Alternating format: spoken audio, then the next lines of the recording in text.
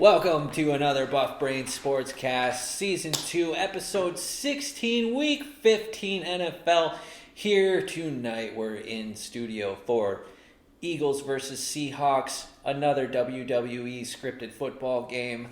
First of all, we have to say Kevin is former NSA biostatistics and algorithm expert, so we have to get the disclaimer out there that all views and expressed opinions on this podcast are not the views of the NSA, the National Security, or the NFL, or we can get sued somehow. So the NFL.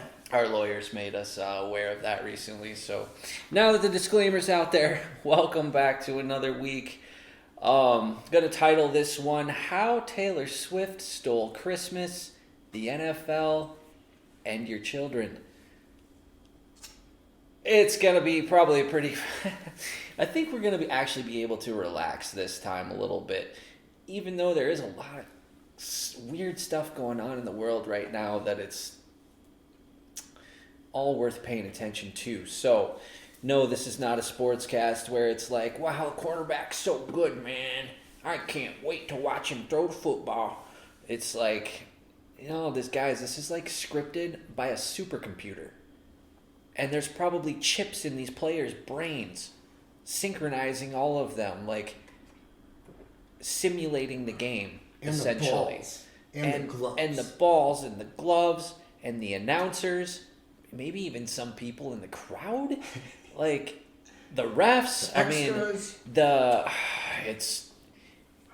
It's deep, you guys. It's a lot deeper than we thought it was. I would say all of these players are more than likely in on it, or a lot of them are probably like NPC fucking robots or some shit, dude. I don't know. We've seen it all. We don't know exactly what's going on, but We've seen it all, but we just haven't figured it all out. We're gonna point it out, and we're not necessarily here just to bash on football because we actually like sports. So this is more of a try to enjoy sports for the athleticism. Even though, yes, this is scripted and rigged, we're gonna blend the lines of what is truth and what is entertainment here, because that's the only way we can seem to keep our sanity in this crazy ass world, just where fucking everything that we've been told is basically a lie and that we can't verify any of the data ourselves. We've talked about that the last couple casts. If you are new here, check us out at bigbrainuniversity.com. Sorry it took so long to say that. You can catch our Big Brain University lessons. We do have 5 of them available so far. 1 through 5, I would suggest starting at number 1 and consuming them in chronological order. That'll put you up to speed with all of the background stuff that we've talked about.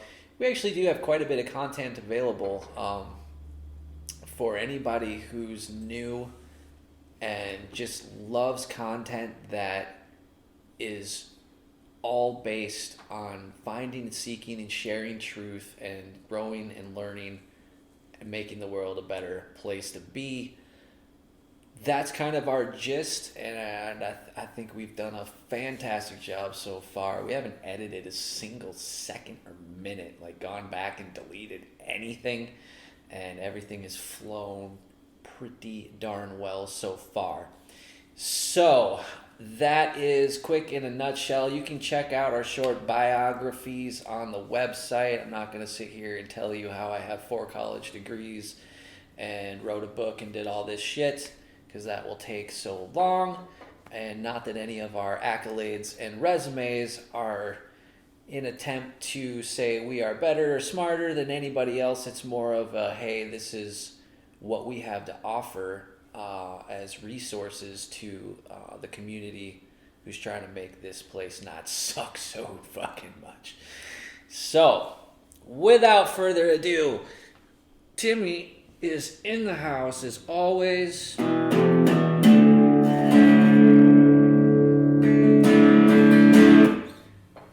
I should play this guitar more and like come up with a new song every week, ideally, just to add some entertainment value for everybody.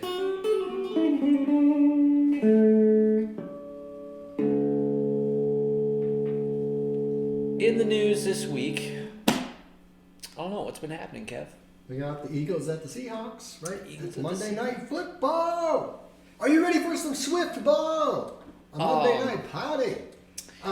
That's what is going on recently, but there's a lot of other news going on, obviously.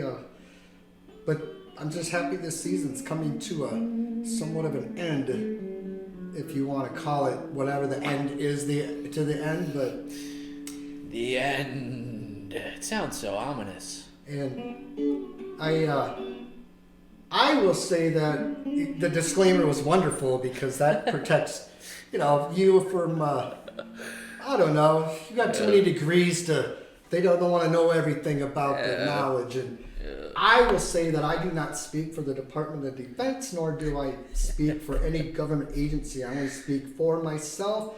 All opinions are my own. The views and opinions presented herein are those of the author and not necessarily represent the views of the DoD or any components. Now, with that being said, I've been a world traveler, national statistics and algorithms, the three letters that matter the most when it comes to trying to do numbers with this football. Hasn't worked out this season. We'll get into the gist of that.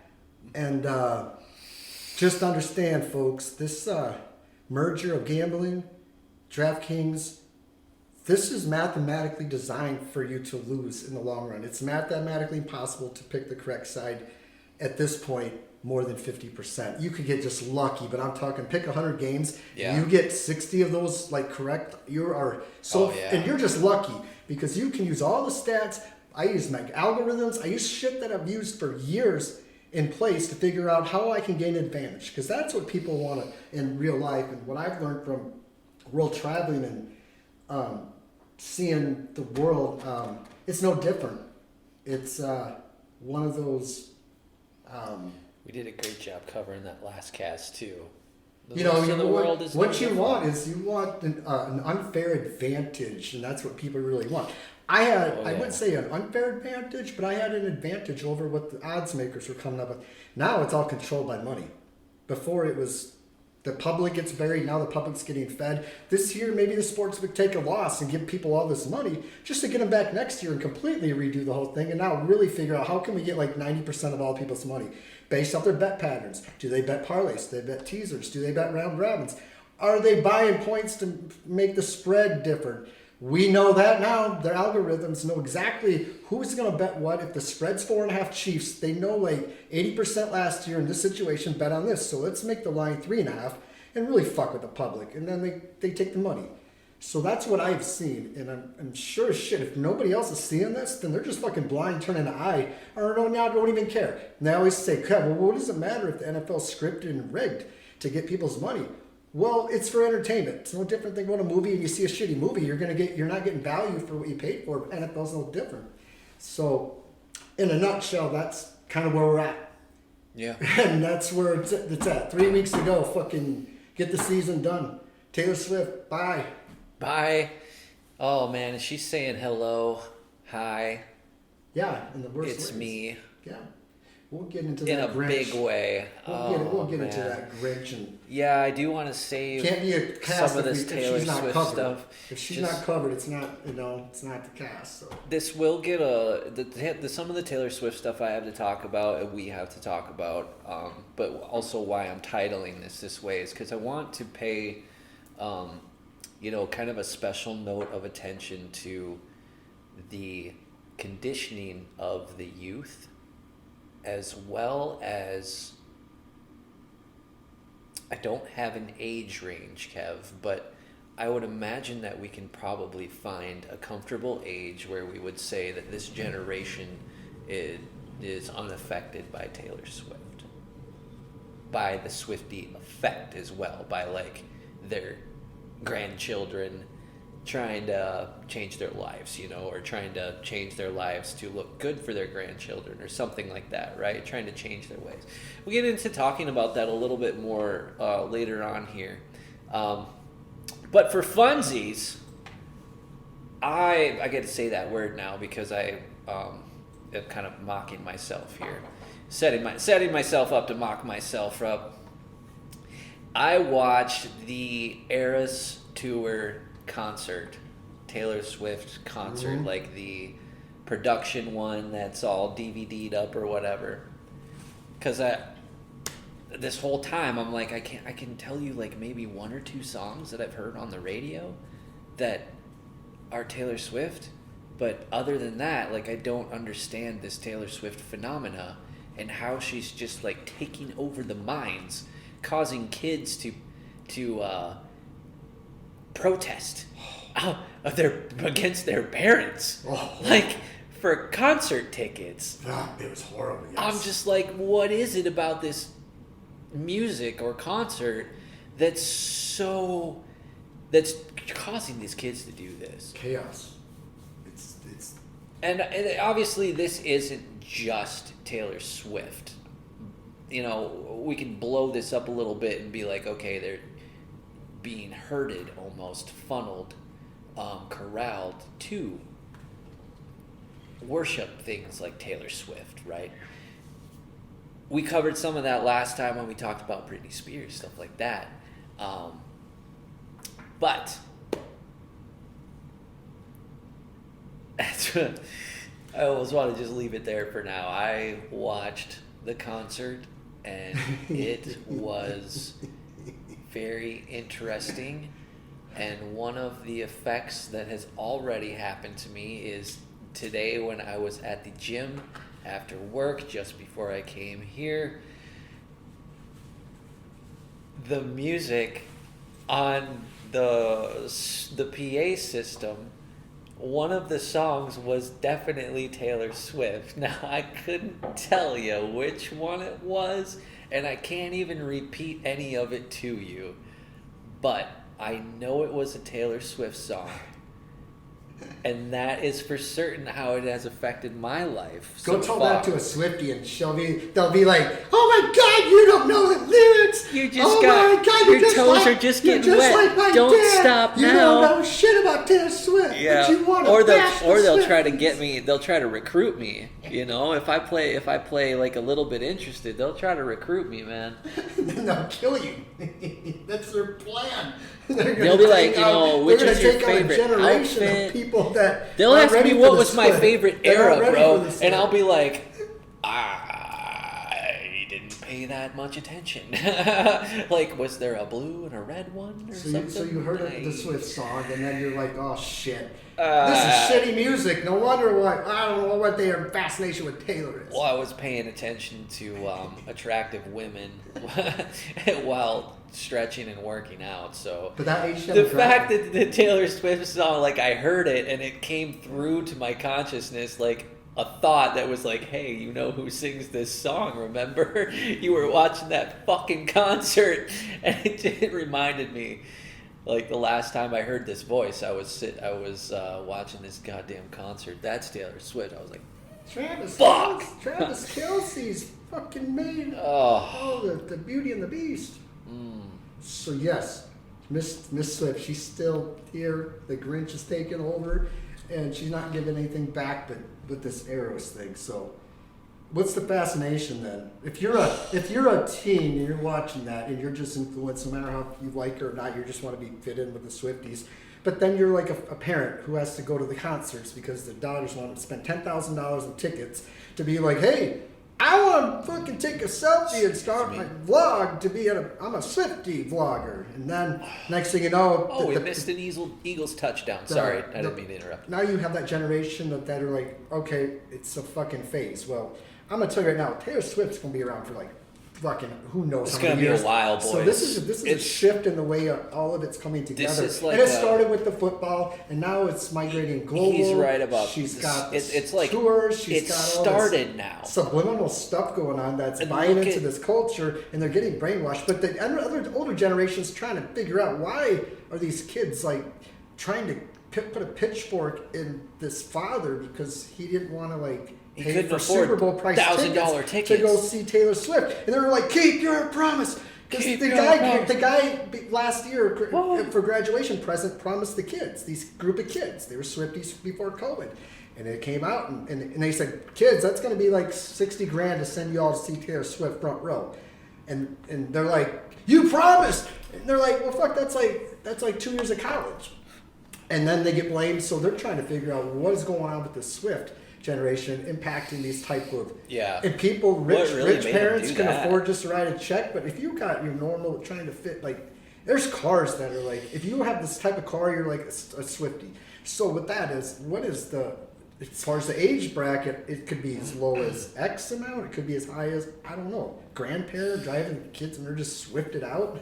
I don't know what's going on with her. I have some feedback on how this is happening, like how they're pulling off this, like putting them in a spell, basically. It's working. It's working. There's so much information that I could unpack that I could talk about it for 3 hours. So I'm going to dribble it in here and there for everybody during this game. Just as little points to like riff in and out on. Otherwise, we're going to be talking about Taylor Swift the entire fucking time. And then she wins. She took away the entire football cast, and it's all about her. Congratulations, Taylor. Exactly. You are the true winner in my football season. I don't give a fuck about the stats anymore. You completely won. Yep. You had this going on week 3. You caught on to me, you savage, part of the title, and it's right fine. There. The rubber meets the road, and I'm fucking at the end of the road, and I surrendered to you, Taylor, and I said I'm never going to give up. I'm going to keep grinding. And you know why? Because your fucking fan girls and fan boys out there are backing the Chiefs. And when I decide I'm going to pick my pick of the week, the Chiefs, they lose. And now the last 4 weeks, the Chiefs have like covered all their spreads, and I'm like sitting here not picking the Chiefs because I was anti anything Swift, scare you off and she got me. And then she trapped me. She said, "All right, Kev, fucking go anti Chiefs and see how this works out for you." Exactly. Right. I got fucking axed. Right. I got axed, and she's got me in a position where it might take me, I don't know, a week after Super Bowl to really be like, all right, fuck it, season's over. Let's fucking start baseball, you know? And then she might somehow, her and Kelsey are throwing the first pitch out, and it's like, God damn it, Taylor, get out of my don't bring baseball into this, because that's going to be a long fucking season. Yeah. So, I don't know, but we'll figure it out. We're still waiting. We do also still have, for those of you new, we have 5 TVs up here. And on one of them we have WWE Live. Apparently, does anybody know, does WWE happen more than once a week? Because if this is like a Monday night only event, oh man, this stuff is almost more fun to watch than football, because it's designed for the people that lost all their money on DraftKings over the weekend. They're tired of football. Their teams are fucked. Their teams are in the playoffs. Yeah. So they're going to watch wrestling while the kids are betting on their apps with fucking Kelsey bets for next week. I don't know what's going on with that, but it's something. So we got the wrestling, the fake, actually the more reality fucking wrestling than the fake football. I call it not fake because actually there are injuries that are. See the bodysuit. There's all these injuries that happen and occur, but I'm going to say it's called scripted football. The chick is wearing a bodysuit, Kev. That's not even... You could barely see the seam on the side of it. But that's not skin that she's showing. Oh, wow. So then, yeah. That's like, man, WWE is using some like CIA Mission Impossible masks, bodysuit type things. They're doing a very good job. Which, I mean, so is the NFL and like the news, you know. I mean, if you're not fucking living under a rock, like you've put together that all these industries are lying to you, they're all synergized together. Liars. Like, how do you think that all happens? Do you think that some humans go into a fucking room each week, or even a month or 3 months, 6 months to a year, and they plan all this shit out? No fucking way is that what's happening. It has to be something like a supercomputer that is orchestrating all of this shit, and it's not the first fucking civilization that they've done this on. And I say they. Well, who's they, Brandon? Well, fuck you is who they is. You fucking Muppet fuck. Who's they? Like, pay attention to the fucking message instead of being like, oh, well, I'm just trying to pick apart what you're saying. That's what a fucking retard does. Not just a retard, like a reject shill. That's when you know you're talking. I'm getting a little off track here, but I guess I'm just venting through this commercial. That's when you know you're dealing with somebody who's fake, who's just trying to throw you propaganda, mislead you, do that shit. If they're not like really being genuine and they're just trying to like nitpick at you instead of really just trying to understand what you're saying and then collaborate with you. So communication's half the problem. Knowing's half of the battle. Yeah. I heard that repeated in what did I watch? I watched more John Cena movies. Because for some reason I like every movie that John Cena is in. Fuck. Yeah. Color Me Pink or something. I don't know, man. But I was watching, there's a movie called Fred. And it has 2 sequels. There's Fred 1, 2, and 3. And it's like the most annoying fucking movie ever. Because the kid's voice is like so high and feminine and like he's just like always saying it, like the whole thing's just he screams like a girl, like you know. It is not one of those for like a manly guy to be like, yeah, this is good. But I watch movies for research purposes, and if they're entertaining, that is just I guess a perk of doing the research. But even despite all of like the super annoying voice, and the fact that John Cena was barely in the third one or the second one, I don't know, man. I still kind of enjoyed it to a level. Yes, sir. He's quite one of those actors that are rock another one. He in a lot of movies. They went WWE and then wrestling and then now they're superstars and they get paid so much more money than NFL does. He's like new to me because I've barely heard of him. John Cena. The new Aquaman. You can't see me is what his John 3 something. It's like you can't see me. He's got some scripture. Okay. John I might have to do a deeper John Cena rabbit hole. Or maybe I'm thinking of Stone Cold Steve Austin. He's got this scripture. It's like, I don't know. I'm not a wrestling. I just shit that I've seen in the past. It's these wrestlers got some scriptures they add to their like repertoire, and whether it's religious or not, I don't know. Between NASCAR and wrestling, I think there's a lot of religious that are into wrestling because it's scripted, just like the religion and all that stuff. They're just buying into the whole fucking script, and it's entertainment to kill brain cells and kill time and no productivity, and that's where we are, and that's just where it is. And as you can see, we got 5 fucking soul-sucking devices, brainwashing devices up here. We got the golfers, and then we got the Family Guy, and we got the Christmases, laptops and phones in here. Oh, so much radiation! Fucking NSA recording devices. The Swifties are the only one going to live because they're so hooked on the technology, and we're going to find out when we're 60 it's a bad thing, and we're all going to like die, and the Swifties are going to be like, well, we gave it our best and got rid of the generation, and now we're taking over. God, it's the beginning of something to go back, circle back a little bit on what you were pointing into later or earlier was this Taylor Swift thing. The effect starts now. All of her career before now has been to set the stage for this. Watching her, oh God, Kev, it was giving me the willies, dude, just to see like the power she has over these people. How about some of this shit?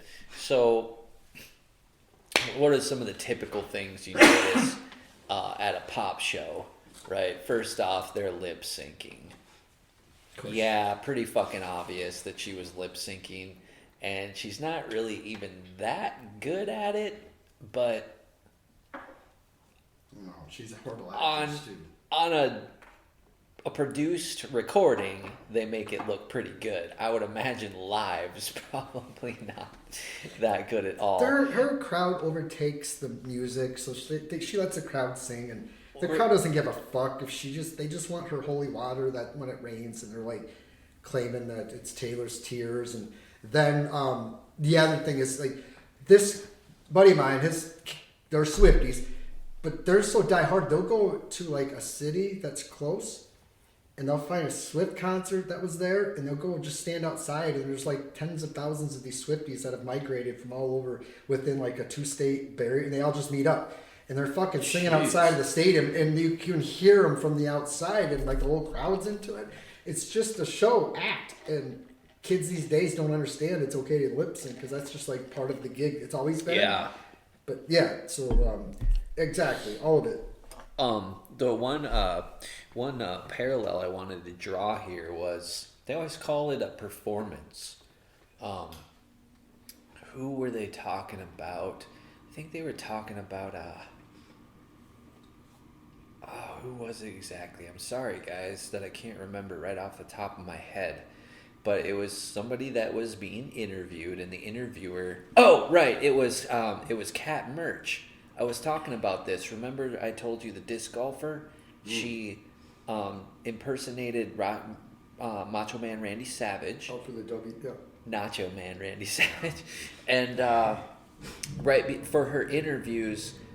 And it was. Remember, I was asking. I didn't know last time for sure if it was the same tournament that she won that she dressed up as him. It was. It was actually. I saw today there was a premiere of the interview for her, and remember I was telling you that not like after I connected those dots and I thought back on it, I was like, wait a minute. Now I think that the disc golf, the remote object control technology, is being implemented in disc golf, and athletes like Kat Merch are in on it. And when I saw her interview today, I was like, holy shit, I was just talking about this. I asked some questions, and I was just saying in chat to somebody on Twitch, to the streamer, how if you ask the universe a question, you'll get an answer depending on whether your question is egocentric or not.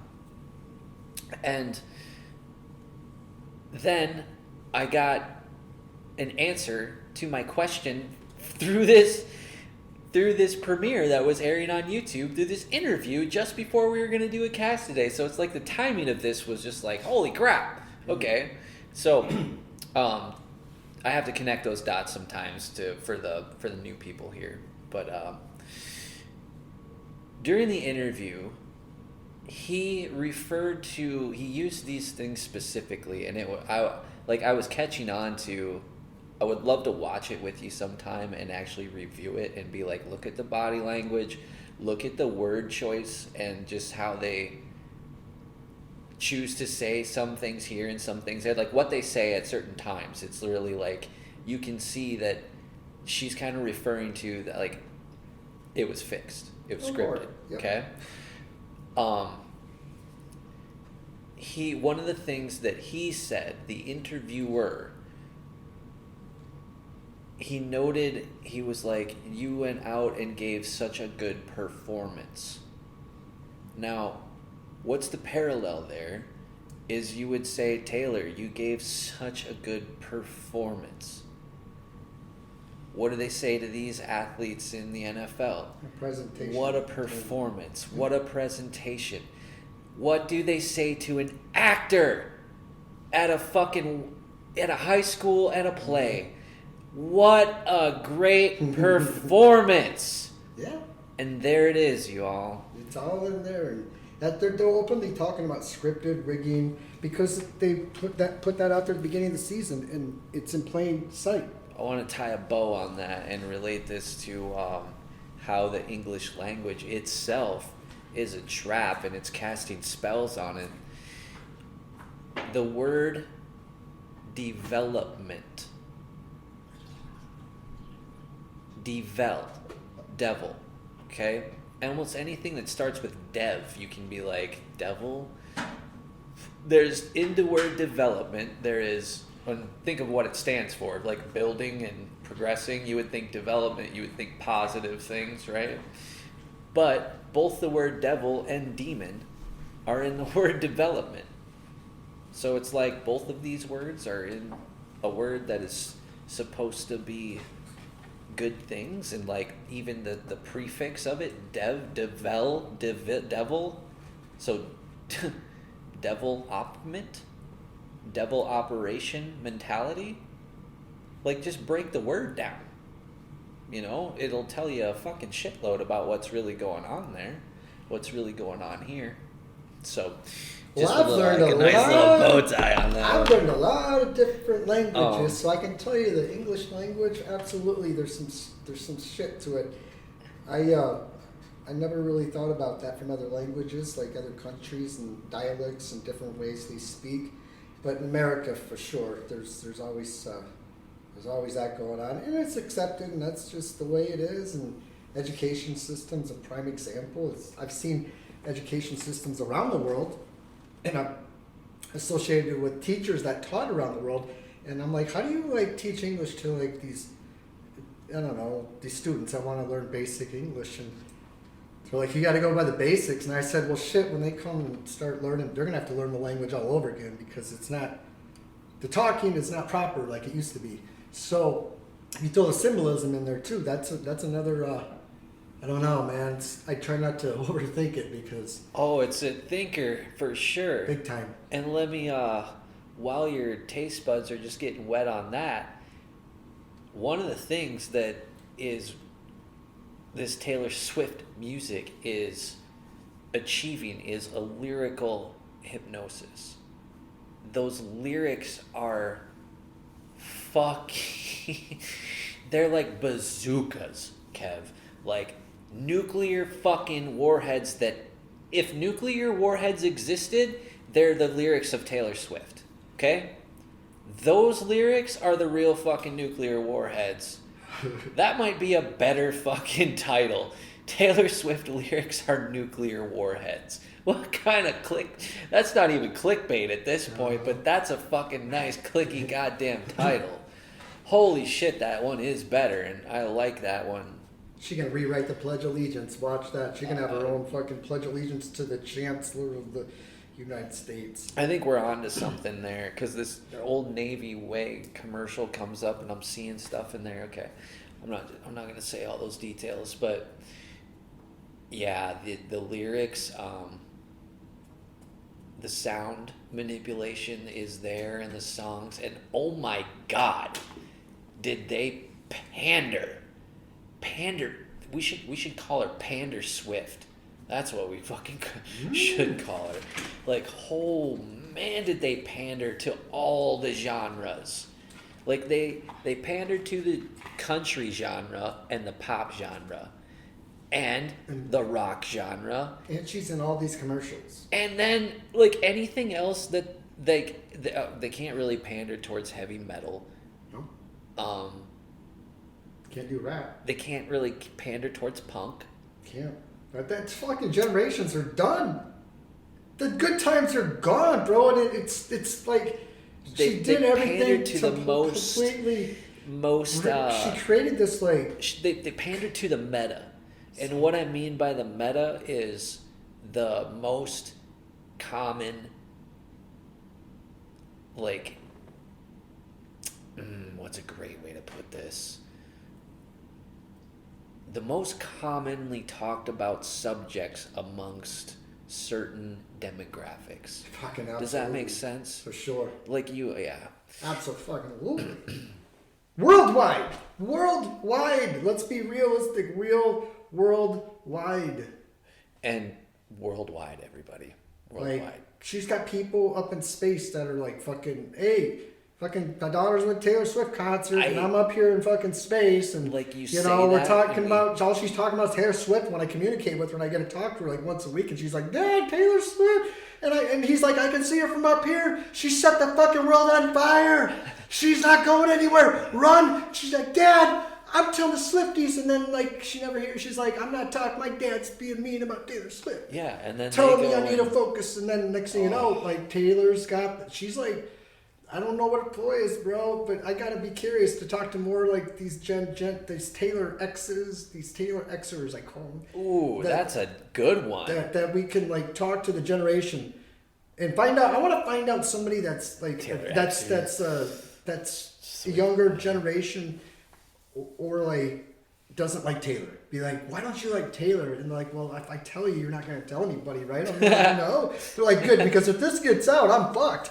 And she'd be like, I'm just tired of her, and I'm just like want to like not. And they're like, everybody says you got to be part of Taylor or you're fucked. Let's do an interview with them where we have to blur out like their image and then change their voice. Let's do that sometime. Let's do it with Caleb, and we'll do a Starbucks interview. And then they're like, yeah, and he's like, I can't mention where I work, but it's like a coffee place, but you won't find me there. Bullshit. It's like a they got you tracked. The Swifties are going to be there. You're never guess dead. She can make you disappear like the fucking 3-letter agencies. They'll be like, okay, that person's gone. And then like, we don't know what happened. They vanished. And like Taylor just made these people vanish. Oh, she's and like, the person just like, people are just vanishing. Like, never heard from again. And yes, so that's a good one. I like that. Let's guess what else I did. Let's figure that one out. I don't want to stray too far from Taylor yet because there's only 7 points in this game. We are like in the we second find like quarter. The one person that's anti-Taylor in the entire demographic. Like we went through like 1,000 kids and they're like, "How dare you even ask that?" Oh shit! Like, I didn't even give picks for this game. We didn't even talk about that. We just hopped right into this. Oh yeah, the Eagles at the Seahawks. Okay, we'll get to this game in 1 second. I gotta add to this because I watched. You told me that movie with Taylor Swift in it. Yes. Valentine's Day. I watched it.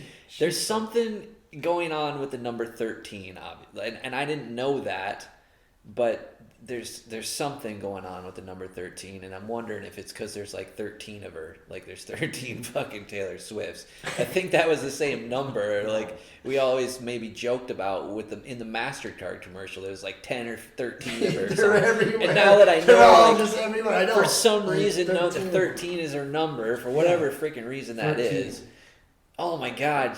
You could even use that movie too, Kev. That is like, yeah, that's a great. She's such a man. I didn't like her. I never liked her, and I never liked her music. I've seen that and movie the thing before, is, and I didn't know got that was adapted Taylor to her Swift. because you can't escape her. Like, when I saw it, I was like, "Who the fuck is that?" She cheesy plays dummy? the perfect role as like this high school, like just doesn't. And then she's trying with the star quarterback or whatever the fuck. He was playing rugby or lacrosse or something. It's like now it's a perfect fairy tale story. Taylor She's Lautner. dating Kelsey. I never remember it that all guy's just name. like she just fast forwarded. That movie was like probably 2007. 11. I mean, yeah, 2011. So we're talking 12-year difference. So she doesn't look any different. No, she doesn't. She looks younger. She does not look any different. And that's the thing is, she's creating this. She had this whole thing planned. I don't think she even looked younger, dude. She didn't act in a lot of like major same. movies, but it was all like this girl fucking sings about broken hearts, and now she's in a movie. And girls are gonna like still probably like the number one watch on Balance is like that with her. Like people want to watch Taylor Swift. I just had a shudder, dude. Like it gives me the willies thinking about like this. Like she plays this needy little like all it about does me and because plays this perfect character, like how she sings. Her lyrics are horrible. Like I have to grit my sad. teeth. I can't make a good face right now. It's like poor generation of not knowing what good music is anymore. So that's my take on the. This shit is not good. We had to get a check in on Taylor real quick. Now we're gonna find out what's going on with the score. It's 7-0. We'll get back to Taylor shortly. But yeah, I need to recover for a minute. Yeah, we gotta figure out how's that. Someone say a prayer for us. We need a protection prayer around here. It's so good. Okay, so yeah, 7-0. It's raining. What's with these Eagles? Why do they get this reputation for like, oh gosh, we can just move our line like 2-3 yards every time we want to do this play? Mush is what they call it. Yeah, what is that? Why is it just the Eagles that seem to be able to do that? Because they're the fly. Push, is it push. some sort of like the power flying V or something like that? It's some symbolistic message. Like, look at him, he go. Oh, Jalen's got we got the birds. Him. We got the Eagles against the sea chickens. Yeah, last week we had cat on cat. Now we got some birds on bird. Bird's a word. And then, excuse me. There's no more. more teams that are going to be in the playoff anymore. A lot of the teams have been eliminated, but that plays a factor in the gambling. A lot of people are just going to be like, all right, well, the Chiefs are just going to win the next 3 games and run off with the whole thing. Like, bullshit. We're going to see what Taylor going to do. And then, even if she's there, you don't know what they're going to do. And then the thing about, I tell you about the gambling is the last 3 weeks of the NFL, especially these key matchups, how they kept the season so close, like nobody knows what to think about who's going to be where. Week by week by week, they just going to fucking throw this whole thing like a monkey wrench in the middle of it. And we're going to be like, holy shit, we didn't see that happening. No shit, we did, because they had it all scripted. So if the last 3 weeks, my advice would be find these games. Well, here's the thing. I've lost 5 fucking games and had a push in 6 weeks. That just shows you how tough this is. And I used to 9-1 last season. Like, holy shit. Didn't change much. Just the narrative changed. Taylor Swift destroyed it all. But I tell people that these underdogs that have no relevance to even go to playoffs are somehow going to impact these spreads and the gambling and the money. So, no. It might be bad to follow the public. It might be bad to go against it. I'm telling you, this season is a goofy fucking season. And it's designed to give everybody money or to just take it all and say, better luck next year, and just repeat the whole process. And that's the issue. And that's where we are.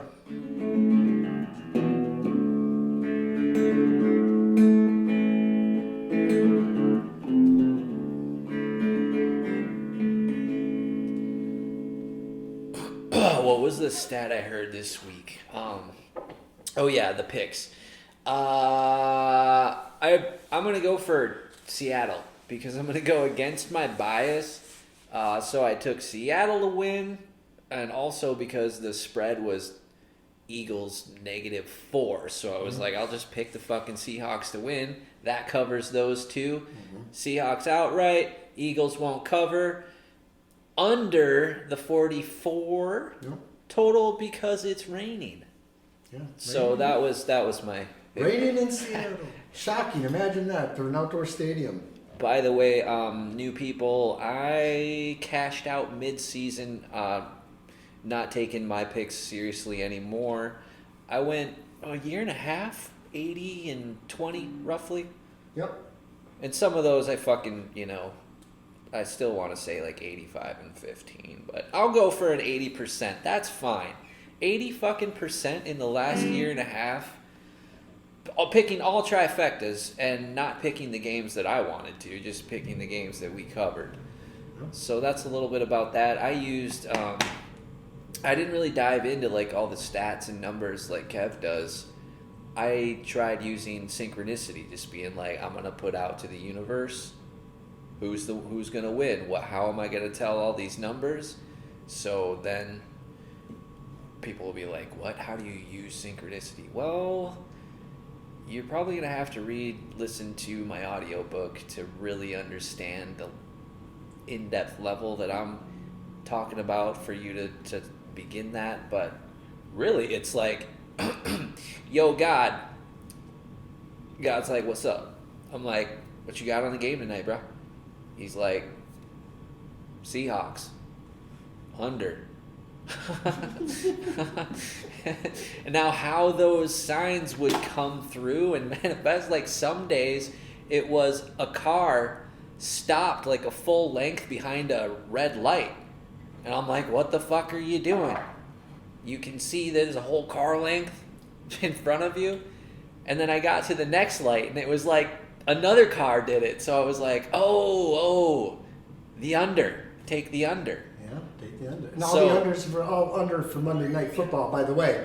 It was 13-2 Monday Night Football games that went under, and this will be the 14th. The whole fucking season, dude. 2 games have went over. Last week. 2 games have went over. Last week, 2 went over as well. So 4. 4, because last week was 2 games on Monday night. You're right. So 3 overs the entire season. So imagine being on that fucking betting on that the whole time, which but the over-unders was one thing. And all of sides too. I think if you go back and listen, all of the synchronicity picks minus maybe a couple, were all right. And the ones that I might have gotten wrong, like the maybe 2 or 3, it was it was because I read the sign, like I interpreted it incorrectly. Well, the NFL came in and fucked everything up for everybody, so to it. You can't. It's going to be tough, but yeah, that was a good fucking year and a half picking winners, and now we're in the gutter. Well, then I learned about Taylor Swift, how she fucking stole the NFL, and she won't fucking give it back. She's gonna marry Travis Kelce. Fuck! She's here to stay. She's fucking goddamn she's not going anywhere. Fucking shit. Fucking Taylor Swift.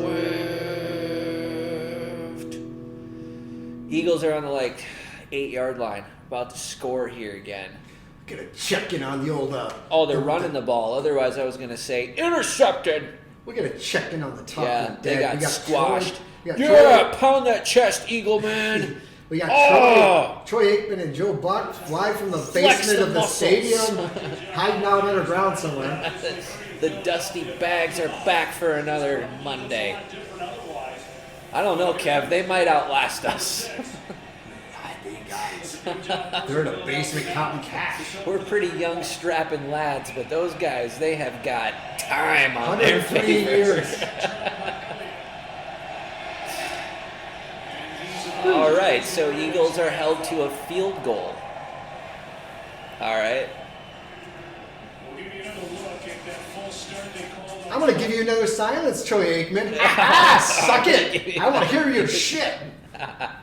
You can go ahead and just rattle on about the fucking history of the Cowboys and do your thing. And Joe Buck, can he go whatever he does? I mean, keep being you, Joe. It's noble work you're doing, sir. Talking about 2 white guys that are just totally fucking forgettable.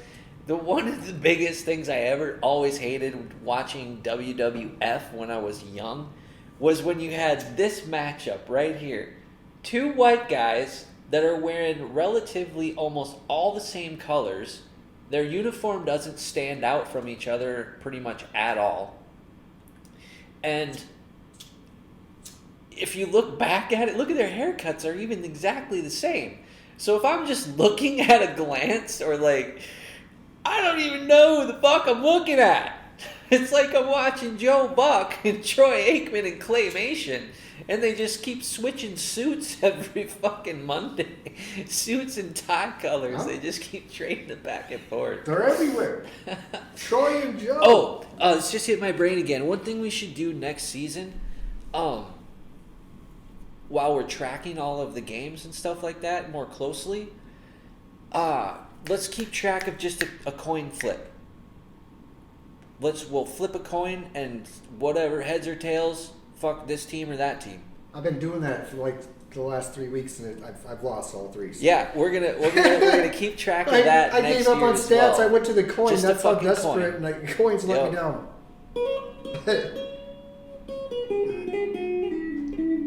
So tough.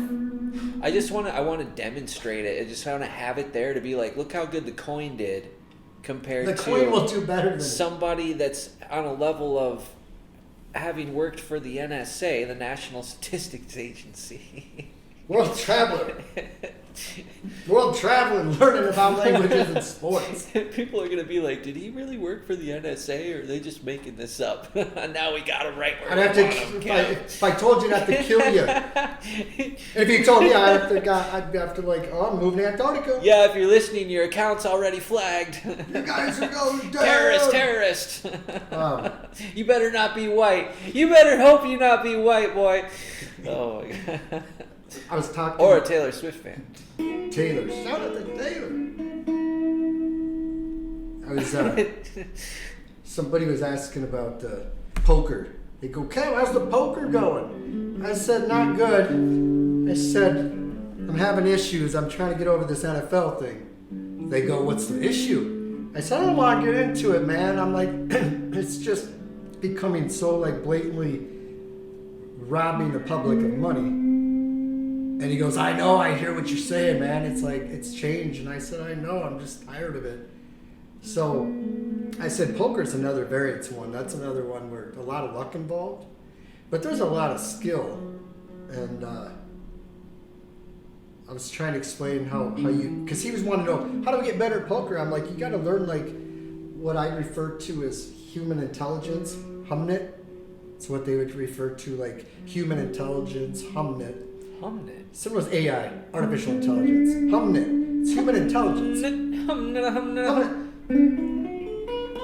And I was like, it's a collection of information and from human sources, right? So if you're a poker player, sit at the table, you're looking at the individual across from you, you're trying to gather human intelligence off of this individual. Do you want to know like if he's nervous? You got to like look at the psychological behind it all. And so then I was just going into like how that plays a big role in poker. And I said, well, I'm too distracted with all this football to be focusing on poker. But that's the big key I was trying. And he goes, that makes sense because I can get people to fold. Because poker is all about lying. Like you're going to give away subtle tales when your body regulates and it says, oh shit, I'm telling a lie. And the guy's asking me, do you have pocket aces? And I have to lie subconsciously to make him believe me. Or I could talk my way to gather intelligence from him to make a decision on whether he's going to buy my lie or you know what? I have the aces, but I'm still going to try to create this lie that he's going to buy. But if I get caught, I lose the chip. So lying is one of those I was trying to explain about the poker. So I said, I'm going to get back into it, though. I'm really going to, once this football season over, I'm back. I'm going to go travel and play some poker. And I'm going to use what I like to call in the world is predicting human behavior. Because when you're able to control human behavior, being able to have directive outcomes, those are very valuable skills. Once you learn them, they're very effective and tailored to everyday life. All people want is that unfair advantage. And I learned the mental skills and social skills that were all focused on unfair advantage. How do you infiltrate a network, gain influence, gain credibility, and take control in the shortest amount of time? That's me at a poker table. It's like, how can I quickly figure this shit out? But when I was traveling the world, I had a piece like I had to learn like the cultures in Asia, cultures in Southwest Asia, the cultures in Germany, the cultures throughout Europe, cultures in South America and Honduras. I had to learn the culture shift. So I've seen the world, but when it comes down to gathering the human, call it human intelligence, you can use that in everyday life. But a lot of people don't have the balls to do it in everyday life because if you can see through lies, now you're corrupting somebody else's integrity and their value. And in the end, it's like, well, you were too smart for it, so we got to let you go. If you're too smart for something, like the NFL, perfect example. Human intelligence, they get all the people together, like, guys, here's what we're going to do. We're going to trick the public into, like, this is real, and we're just going to fucking make it on the up and up. And everybody's trying to figure out what happened. So, poker, human intelligence, very important in the game. A lot of it's luck and regulating the autonomic nervous system. And so yeah, that's the poker. I did so well with that in countries that I knew the language, but I didn't like use that for poker. I used like body language. I'm like, how's this guy doing his chips? Like, is he fucking on his last leg? Is he? So I use that. So that's my kind of spiel on seeing the world and just transitioning all that stuff. So in America, it's a little bit different because we have so many different bias of opinions, and in other countries, you'd be crucified for like going against their government or their fucking 7th generation prince in like Southwest Asia and like Qatar. Like those motherfucking people over there have you can't say anything. They don't have social media, and even if they did, you can't say. So in America, I have to adapt to like, why can people say what the fuck they want and get away with it? But in other countries, and I saw like, you can't say shit about like that. You can't even go get, and our culture is so shifted differently. So what that all means is between the football being manipulated and poker, if you take the luck out of the factor, it's a recipe for success if you do it long enough. And create relations with poker players and figure out who's good and who's not. You can like use that to your advantage. It's a very manipulative, what do they call it, sport, poker. So I'm gonna focus on that this springtime. I'll give you updates as when I get back into the game. Laser focused, ready to conquer.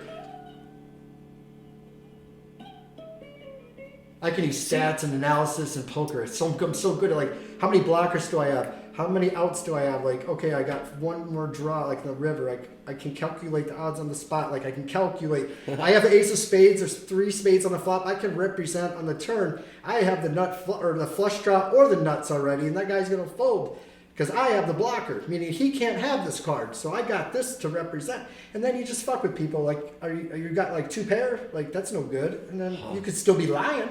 Yeah. So. That's knowing the numbers. So, folks, I ain't talking your home games, having some fun with this shit. I'm talking a $10,000 buy-in, pay out like, $20 million. That's why the poker players, the professionals, are very good. Bankrolls, and they can read people. They'd be very good at world traveling, which they do. They go to other countries, same thing. And what did they all realize is the same thing we were talking about last time. In regard to traveling and just how people are day to day, even in different cultures, different tongues, different geographic locations, they're all relatively the exact same. They still function on their autonomous nervous system. Kev can still tell you exactly what they're thinking at that poker table, whether he speaks the fucking language or not. So, it's interesting how this cast. And what's interesting in Japan, they were never cheaters ever. The only time I realized there was cheating going on was the Philippines because they were table talking in a fucking language, a dialect that I was like, and one of the guys that was with me, his wife speaks Tagalog. So we're just Americans just hanging out. His ploy was his wife moved there and we're visiting. Playing poker. Like we're there visiting, playing poker because if you they'll do that. They will kidnap people and fucking hold them for ransom. Like if they're like, if you work for a corporation that's like a Fortune 500 company, and they can like tell the company, hey, we got this guy. We want money. If the money's worth it. No, but the thing was, I realized that the way they were talking in the different dialect, I said, there's something going on, and I asked the guy at the poker break, I said, hey, tell your wife to like come over here with some food like in the middle of the game and see if like she can hear like this table talk because the dealer was obviously in on it. And sure as shit, they were fucking, and that's like. How did you know? What's that? How did you know? Because the guy that was in the poker tournament with me, he knew that something because these guys were being shady, and I'm like, are they doing their chips different? It couldn't be proven, but ultimately he ended up busting 2 of the players, and then he ended up like winning the tournament. But he said those cheaters still couldn't win, even though they was cheating. That's how poker, you could read all the tales you want, and their policy was supposed to be English at the table, but in the Philippines, like 89% or 90% of people speak English. So you can speak English, but if I say a different dialect in English that they don't know, then it could be like we're cheating in poker. If we're talking slang, then that would be a dead tell, right? But in Japan, for example, when I was playing on the Asian Poker Tour, in Japan, they never would table talk about cheating. It was like very honest, like they're very, very respectful. But in the Philippines, it's like third world fucking everybody's out to get everybody and cash is king and it's fucking nobody. There's like no laws that present that to like, well, what am I gonna fight? I'm a fucking guy, American here. What am I gonna fight him? And then they're gonna be like, well, let's end this shit. And I'm fucking on an island down in Mindanao, which is like a big island down there where if you're an American, about to get abducted by pirates or some I'm on a pirate ship and I'm gone. And fucking they kidnap me and like in the Philippines, fucking money talks and bullshit takes the boat and you're gone. So I never had to run in anything like that, but it was just how corrupt like countries are. In Thailand, same thing. It was just more. The money wasn't so relevant. It was just, I don't know, they're like superior of wanting to win and beat, like they want to represent their own country, like the Olympics. And if cheating's involved and they get away with it, so be it. It's like, and it wasn't all the time. It was just this one incident. And then ever since then, I just didn't really really worried. So. Gosh, I was gonna say it sounded like you were describing being in Las Vegas for a minute, but then you were like, "Oh, I was on an island in the south of Cambodia." I played in Cebu. I was on an Manila, island owned by pirates that Mindanao. spoke Swahili. Yeah. Mindanao. So. Interesting. Yeah. Poker's everywhere. It's everywhere, worldwide, man. Europe, I had so much fun over there playing the poker against the Germans. Sprechen Sie Deutsch and nein, bitte, Dankeschön. Like all the fucking just times, and they're all drinking, everybody's having fun. And when they lose, they're like generous. They're like, hey man, they take it easy. Well, fucking America, they want to bring guns out, like old school. You bluff, fucking kill you. Everybody's bluffing anymore. So how much can you fucking get away with your unit of gathering? How much can you bluff and get away? Yeah. You gotta be 3 steps ahead. That makes sense. That would be a real challenge to go in somewhere where you don't speak the language. Didn't speak language. I got a taste of it when I was writing my book. I did a little tour of the States when I was writing it. Sorry, when I was just finishing up the production, the music production on it, finishing up the audio book version of it when I was recording it. Ended up down. I liked to stay at casinos because I was traveling with a truck and a camper, so I didn't have to stay in hotels. And staying at casinos, you have security at most of them, and you can stay there overnight for free. Most of the time, you don't even need to spend money at the hotel. You just go register with security that, hey, I'm here. Not trying to rob you, not trying to So once you're cool with them, then it's all good. You feel like it's more safe. Anyway, I did play in the poker rooms while I was doing that. And in the South, it became very apparent that since I had been there last, which was like 10 years prior at least, the amount of people that spoke Spanish, how heavy and prominent it was exponentially greater, like 10 times greater, to the point down in Florida, y'all, I felt like I was a minority to the biggest extent possible, because it was like the only person that spoke English in the mall was the supervisor of the store. Imagine I was walking around that place like all of them still spoke English, but hell no, dude, they none of them spoke English. None of them could even do it. They were like, "Oh, English, here, let me get somebody else." And it's like, how hard is it for me to point at a fucking pair of sunglasses? Like, I went into Oakley and I was trying to buy a pair of sunglasses, and yeah, they couldn't even do it. They didn't speak that much English that they could. Yeah. So, was in the guitar looking. The casino, it looks like a guitar. Hard Rock? Yeah. Hard Rock Hotel? Yep. Yeah. In, is it Orlando? Sure. There's plenty of them. Right around there. They have poker down there. Yeah, I don't know, it's the building actually looks like a massive guitar too. The elevator goes up the fretboard. It's freaking cool. It's relatively new. It was amazing to see. Taylor Swift's gonna take over. Called the state Taylor Swift fucking Hall of Fame music.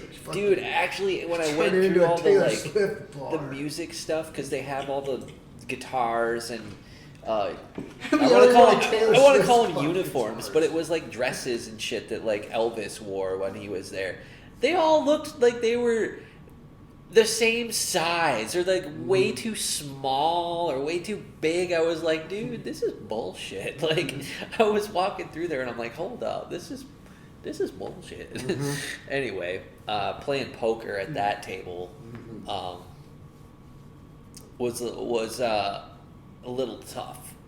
One, I caught on to, I felt like it was all being orchestrated by a fucking supercomputer again, because the cards were electronically shuffled. So it was like they knew where they were all going, and some of the hands that were being played, it was like, oh my God.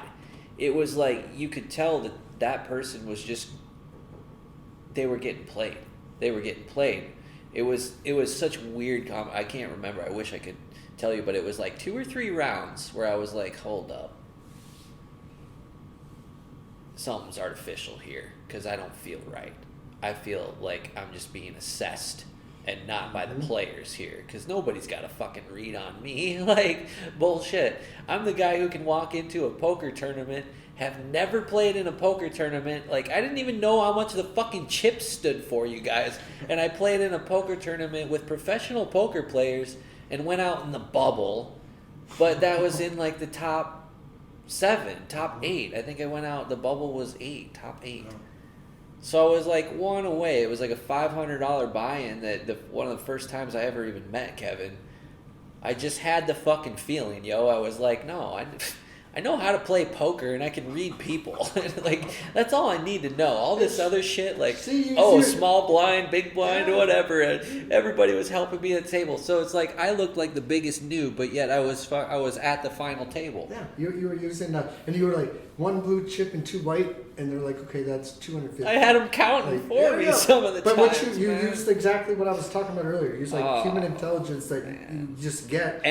But the luck came out is when you have the right reads, but it's just that luck that's they should have folded at that point, but they just got lucky. So you went in with that. And Kev gave me the right advice that I needed. He said, all in on any family, which meant, yo, you got those 2 high cards sitting in your hand, you fucking go all in. And instead of going all in, I called. And one of the guys at the table, because all of them were anytime they got anything, they were just going all in. And I didn't have any like prior experience, so I didn't recognize that, that's the game we're playing now. And so one of the guys called me with a pair of 7s, and my high family pair didn't hit. So had I gone all in, that guy probably wouldn't have called me, and I would have got in the money. But, But then again, you could have flopped like the world, and you put it in the best, and that's the thing. Like, after the flop, it was a great experience. A lot of psychology can be like cut in half because you can really figure out, is this guy got 2 pairs? Is he on a flush draw? Yeah. What is he on? And then check, and then the turn card's like a 4 spades, and it's like, well, how is that relevant to the same? Okay, now he has I just ace called 4. the blind was all. Okay, then that's just an opportunity to open up for fucking anything. But it was final table, so it was like they were just looking, and it was bubble time, so it was like they were just looking for somebody to get axed, and it was like I just didn't have the fucking. But you could have the courage to just listen to Kev. Let's say you had the just go all in. Yeah, I don't know why I was so afraid to say all in, Kev. I was like, there was a point where I was just like, I didn't know what to do. Like, I knew what to do because you told me what to do, but my nervous system. There you go. See, you were in a situation. But if you went and played again, you'd be like, okay, now I know what the fuck's going on. I thought I was taking the easy route, but I put myself in the hard path. Because what happens if you wait another 5 minutes or whatever the time, and all of a sudden you get one of those paint cards and it's a 9. Now you're like, well, fuck. I was doing really well all day, baiting people into pots like that. Yep. So I chose the repeat instead of the change on strategy. Well, and because I saw you and Paul both went out of the same tournament before I did. So I was feeling like, well, just stick. And then I got, oh man, I could relive it 100 times. But then it's like, let's say you have king, queen. You can represent, well, if you have a king and a queen, the odds are somebody might have like a king and a 3 and fold, a king and an 8 will fold, a queen and a 10 will likely fold.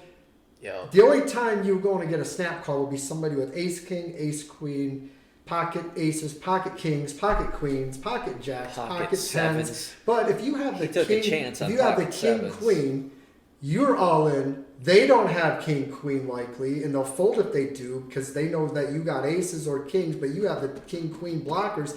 Meaning they'll believe you have a king, pocket kings, and you have pocket queens. That's the nature of the game, unless they have queen, ace, king. But you can eliminate that, and then let's say you get called against pocket 10s, pocket 9s, pocket 8s. You got the 2 overcards as you're like, honestly, 60-40. You're like, and then when that turn hits, you got a 10. Now you got an open-ended. Bam, ace on the river. Your king, queen held up, and you would have won it either way. But then again, if the flop comes deuce 8-4, and you have now you can't represent. You got pocket kings or queens. Now you're like, I got like 8 king, 4 king, 4 queen, 4 something, and then the other person has like 4 ace. So now you're black, or you don't have an ace. So that's like how I try to piece it all together. And a lot of it, I just really have to like step back and be like, okay, what's going on with this? And then it doesn't always work, but if you can do that over and over and over, that's why they're professionals and they're so good at reading. And they have bankrolls, so they have no nerves. Like those fucking guys, it's like nothing to rebuy, and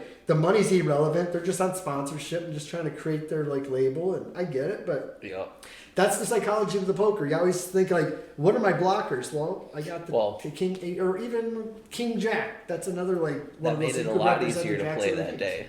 That I didn't put the $500 down.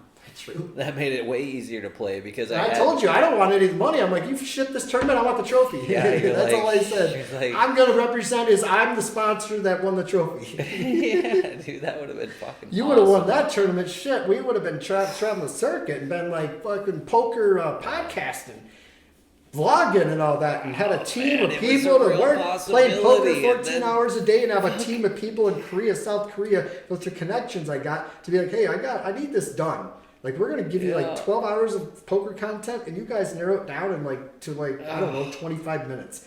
Here's fucking 10,000 a week, fucking run this shit. See, that would have been the difference if you won a tournament versus not. That's how it works. And that's how these guys get their brand name out there. And they're not necessarily great poker players. They're just good at learning from like the tells and how to do psychology of poker, because that's what it ultimately comes down to. I go to the small fucking venues in some of these places, like they're old timers. They're just straight up aces and kings. They'll fold to any 3x. Yeah. And if they call it, you can still crack their aces and kings. Games are definitely I'll go up against aces and kings against somebody that's an ABC poker player. When I say that, they're just like by the book. You can't win by the book. You got to think outside the book. I remember. Used to be the old days, because you get shot in the olden days. Back in the times when they had horses and they would like guns on the table and real live cash. I started to get into that like after I played in that tournament. Was when I started playing poker at like tables for money, and I'd actually win. Like if I went to playing a cash game down at Grand Falls, I would walk out with up. And I noticed that what you were saying there, that people typically only played these types of hands because they're scared. They're scared. Yep. They're terrified, especially if they're just one of those recreational, just having fun with it and shit. But treat it like it's like, I'm not gonna lose $100. I'm gonna lose 10,000. Like that type of mentality. Yeah. But that's when you got people that will come in and like fucking raise every hand. And those people that play aces and kings for so long will get beat by those hands that there'll be fear of them. And they'll start playing weird shit because they're like, well, if that person can beat, why can't I play Jack 3 offsuit and like fucking win? Right. And that's where it becomes like, well, now you've got to factor in, you got to manipulate your play. So if you got people that know you consistently that play, you just got to change your game up so you can't let them read mix it up. Because what's going to happen when you got too many people that read everybody? It's the old the old phrase. If you can't figure out the sucker in the first 5 minutes at a poker game, you are the sucker. So what that means is, if you're going up against pros, they just can tell, like, this is a fucking, unless it's some charity, like, poker event, they're going to be okay with you, like, winning, and they're just going to, like, not want to crack your aces and kings. Because it's represented and commercialized that poker is, aces and kings are, like, 100% to win. No, they're not. They're fucking, matter of fact, they're, like, 38% combined in history to, like, with the numbers that run out. Like, aces and kings are good, all in, get it over with, let them fold.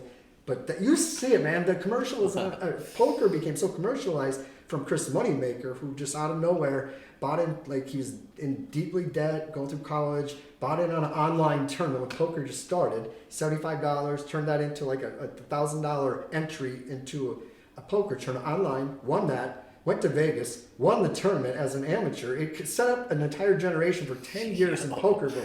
Poker was like DraftKings back then. It was like you don't have to go to your casino to play. You can fucking do it from your, back then it was like the computers, now it was the phones. Yeah. But then it all came crashing down Black Friday back in 2012 when the poker, the corporation stole all the money and ended, and all the people took the money and fucking laundered that somewhere, and it was a big fallout. It was the Black Friday poker. People will always remember that day. And everybody's accounts were shut down. The FBI. When I first saw that, because I could play over online in Germany. The IP address was in Germany. It wasn't U.S. You can Germany, so I was able to play online. And the first thing that popped up was the FBI seized the site. And I'm like, shit. And I'm thinking from my perspective, because I'm traveling over there, I'm like, I'm fucked. Like, am I in trouble for like playing online poker? Like, why is the FBI seize my computer? Oh man. So I like called my German friends and I played poker with them, and I'm like panicking. I'm like, hey man, are you by your computer? Like, log on and see if you see what I see. And he was just a guy that was like auto mechanic, and he played online, and I met him through playing poker over there. And he goes, yeah, it's on my computer too. I'm like, oh, thank God. Like, the FBI seized the sites of these websites. And I'm thinking because I'd won some tournaments and won some money, and like the transactions would come in from Bank of Deutsch.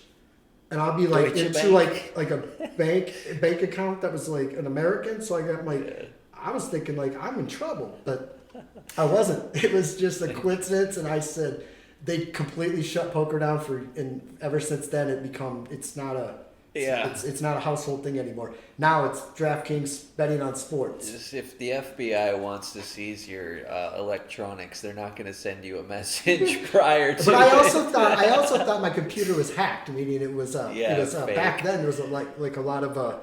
Like they would take over your computer, ransomware. Dude, there was an FBI bug that it was like it would blue screen your computer. Yeah, it was like back in that time frame. Like I was thinking like it was a hoax because like they would be like, I was just confused, but then that all came out in the news, and it was a big like scandal that went on with the poker site. Yeah, it was really interesting actually. I remember seeing it. We had some students get infected with that malware. Yeah, that's what I had thought. I thought like I was picking up one of my 900 college degrees. Yeah. So, right? They was coming after you. Dude, I've like managed to experience all of these like high level hacks. So I guess not necessarily high level, but ransomwares and malwares. Like a lot of the companies, I should say some of these words because I don't want to give the wrong impression, but some of the companies I worked for, like right before I worked for them, they had ransomware come through, and it was like, then I show up with a resume like mine, they're like, oh, you're exactly what we need. And we actually needed you like 6 months ago. And then, I'll just leave it at that. It's been a very interesting career to have ventured into the cybersecurity IT industry, where you can't really say IT industry, because what is the IT industry? Fucking every industry is IT now. So it's like I wasn't sitting there working on a computer. It was like I was helping people do their fucking jobs, and then orchestrating the networks and setting up all the back mitigation techniques to make it as safe as possible. But that's a different story. Yeah, we're overqualified, sir. Oh, I was. Yeah, too many. I don't know about overqualified. Honestly, I think that the education that I have should be required for everybody using an electronic device that's like networked. And especially just for like, my education wasn't just like, here's how to use computers. Like, that was part of it, yes. But the bigger part of it was what Kev was saying earlier. How do you get people to do things you wouldn't normally do? How do you read their behavior? How do you predict their behavior? Because a lot of what cybersecurity is not in regards to technology. It's just in regards to tricking the person into thinking you got pocket aces when you fucking don't. You know? It's the same kind of ball game. Like, I can just call you up on the phone and be like, get some information out of somebody, or tell you some information, or put an FBI warning on your fucking normal website, or send you an email that's just crafted in a certain way to make you think a certain thing. Just like COVID. So you can, before I jump into just like COVID did, it's like you learn to recognize psyops. You learn to go to a forensic level of evidence before you formulate your opinions, even, because you're like, well, having like an engineering level of education, an engineer has to consider an entire information system. Like, the engineer of a building has to consider the plumbing and the electricity and the airflow and all of the things that go into all that. There's an incredible amount of things that go into that. That's why those building engineers make shitloads amount of money, is because there's so much detail that goes into all that. Like, I've seen the blueprints, y'all. It's like part of my job now. Like, I'm learning about all of that, which is great because I get to help engineers. So it's like I get to talk to smart people all fucking day. Anyway. Smart people! Where I was going with that was terrible when you start looking at information systems on an engineering level, where forensic level evidence is required for you to be like, yes, this is a certain thing. Then you can really start to break down the lies in the world super easy, and you can pick apart psyops and people trying to trick you a lot easier too. And that's why I said it's my education that I've had with 4 college degrees is like, you guys probably all should have that education, so you can all have this thought process where you are not in a state of mind in what I actually refer to in my book as the belief mentality. Not to segue too far on all of that, and the second quarter is coming to an end with 15 seconds left. Let's get a check-in on talking the game here. First trying to set up and able to find a target on the side. Did he catch that and get out of bounds? And then I thought that guy's shoes on the bottom left were the flag that was thrown because they're so yellow. Oh my God. Did he? Oh no, he threw it down. Never mind. He didn't need to catch that one apparently. One deep ball and nobody did. So they were there on third down. They're trying to pick up the first down. So 4th down for the Eagles. What, 10 seconds left now? Yep. Basically just throws it away. Yeah, they didn't need that one. So now they're punting. We'll see. DJ Dallas will stay away, and that ball will end up out of bounds near the 12-yard line, and that's it for the first half. 10-3 is the score. 10-3 is the score. Halftime. Eagles are ahead, apparently. So it's a touchdown. Who's going to take this one here tonight in Week 15? But we've been seeing where the NFL lately has been throwing the home team, the home crowd, that home team stretch, baby. That final home team stretch.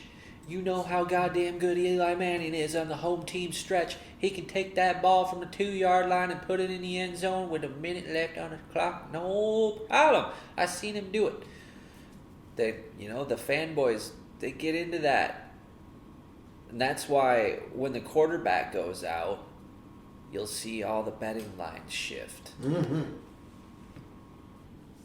You used to be able to kind of make reads. We were talking about some of that earlier before this cast. Is you used to be able to make some of those statistical reads. Like if you had some inside information, like what was a good example on that new sitcom, How to Be a Bookie? The Bookies? One of the guys he's I don't know, he gets intel that one player on the other team is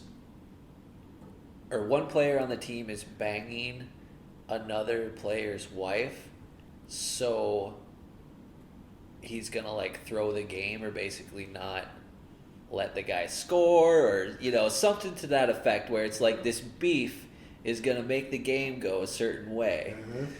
And I was just like, using that as just like some off the wall funny example. Before these corporations overtook the sports book, but yeah, before legalized there gambling, was all manipulation, because it became so corrupt. Mom would kill a player if they were crossing paths. Meaning, if you're Georgia and you're playing Alabama, they had to make it look more real, way more real. But now that it's legalized, it's like they're not even giving a fuck. They want the money. Yeah.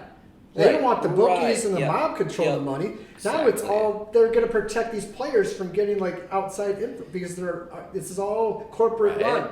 So how do they bring most money into it? They bring in a crowd that can afford $200 to $1,000 fucking concert tickets by bringing Taylor Swift into it. Oh, and it's just around the world. So now we can do some fucking pay-per-view. Like, you called that one the fucking week prior too. You're like, watch, this is gonna be the first pay-per-view on Monday Night Football game. And it fucking was. It was the Chiefs and the Eagles. It was a replay of Super Bowl. Yeah, it was insane, you guys. What we're seeing, this is just insane. Oh my God, that pass curved in like crazy right there. But what we're seeing, it's just, this is not real football anymore at all. Like it probably never was. It probably never was. But gosh dang, it used to be so much more in line with the numbers. And now it's like, nah. It's Taylor Swift's. She got the script and she's like wiping out shit, and she's like, oh no, I don't want the Chiefs winning that game because I need attention more on another game. Like, we gotta throw a monkey in the wrench in here, and we can blame it on me and Travis as our disagreements and create a narrative on something. But the NFL needs her to keep the things going. How could you have interruptions? It's all fucking scripted acting. It's not even. It's fucking so beyond the realm of comprehension. See what I mean? My fucking brain starts spinning because of this shit. Dude. It makes me uncomfortable even to think about what the plays are going to be for what to pick on a game. I'm like almost like I'm surrendering. Like, I have no more. I'm like, okay, you want to win? Go flip your own coin, because I'm done. Like, I don't have any more, no more steam left. I have no more motivation to do research anymore until. This is the season that will be learned from and will forever be changed in the realm of all this that is just changed since COVID. COVID changed everything for everything. Gambling at home. Yeah. Now. That's a good quick synopsis on the whole thing. I mean. Now it's shifted because now their aim here is the gambling is legalized, so there's way more money involved. It's not taboo anymore. It's okay to gamble. Used to be fucking, if you were gambling through a bookie, like the wife was ready to like divorce you. Like bookie, that whole thing is about the end of gambling with bookies, because the commercial corporate stuck it up the asses and gave all this free fucking money to the public, and $5 and get 150 in free bets. You call a local book, hey guy, can I get this? Well, if you're a loyal client, he'll probably be like, yeah, I'll hook you up as a friend. But that's all that's going to be anymore, because underground bookies, they give you credit. Well, most people that don't have the money to gamble online, why would they're going to go to a book just so they can run credit up and hopefully win and not pay the book and say, go fuck yourself. That's where that all these gambling movies that have came out in the last 3, 4, 5 years, now you've got this document about the bookie. Charlie Sheen's in it. I mean, it's a mockery of this fucking corporation of gambling. But those are real life situations where, that's how it used to be. You got 17 phones. You're fucking like, hear every explanation. I remember hearing from a guy that ran a book, and he would always tell me stories about how, their fucking mothers died, and like the mother didn't die, and like It was like every fucking excuse in the book to get out of paying the bookie. Man, yeah. You owe the bookie $10,000, here's $500. Let me keep betting. Well, the fucking bookie's gonna be like, well, if he can't sell, he can only sell $500. Like, what's he gonna do when he owes fucking $20,000? So, that show in particular is very interesting. How they created that. They have that planned already. They're like, corporations taking over sports betting. Yeah. Whatever. Fuck it. They want to bury America with gambling. Fucking they put a fucking vice out there that people are going to get hypnotized and not be able. They're going to be able. You can't win.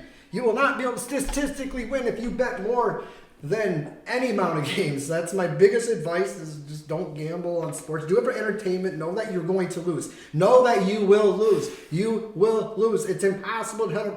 It's not even comprehensible. Even people that are this season that are coming up with these stats that like they hit 85% in the last week. Okay, you hit 85% 1 week.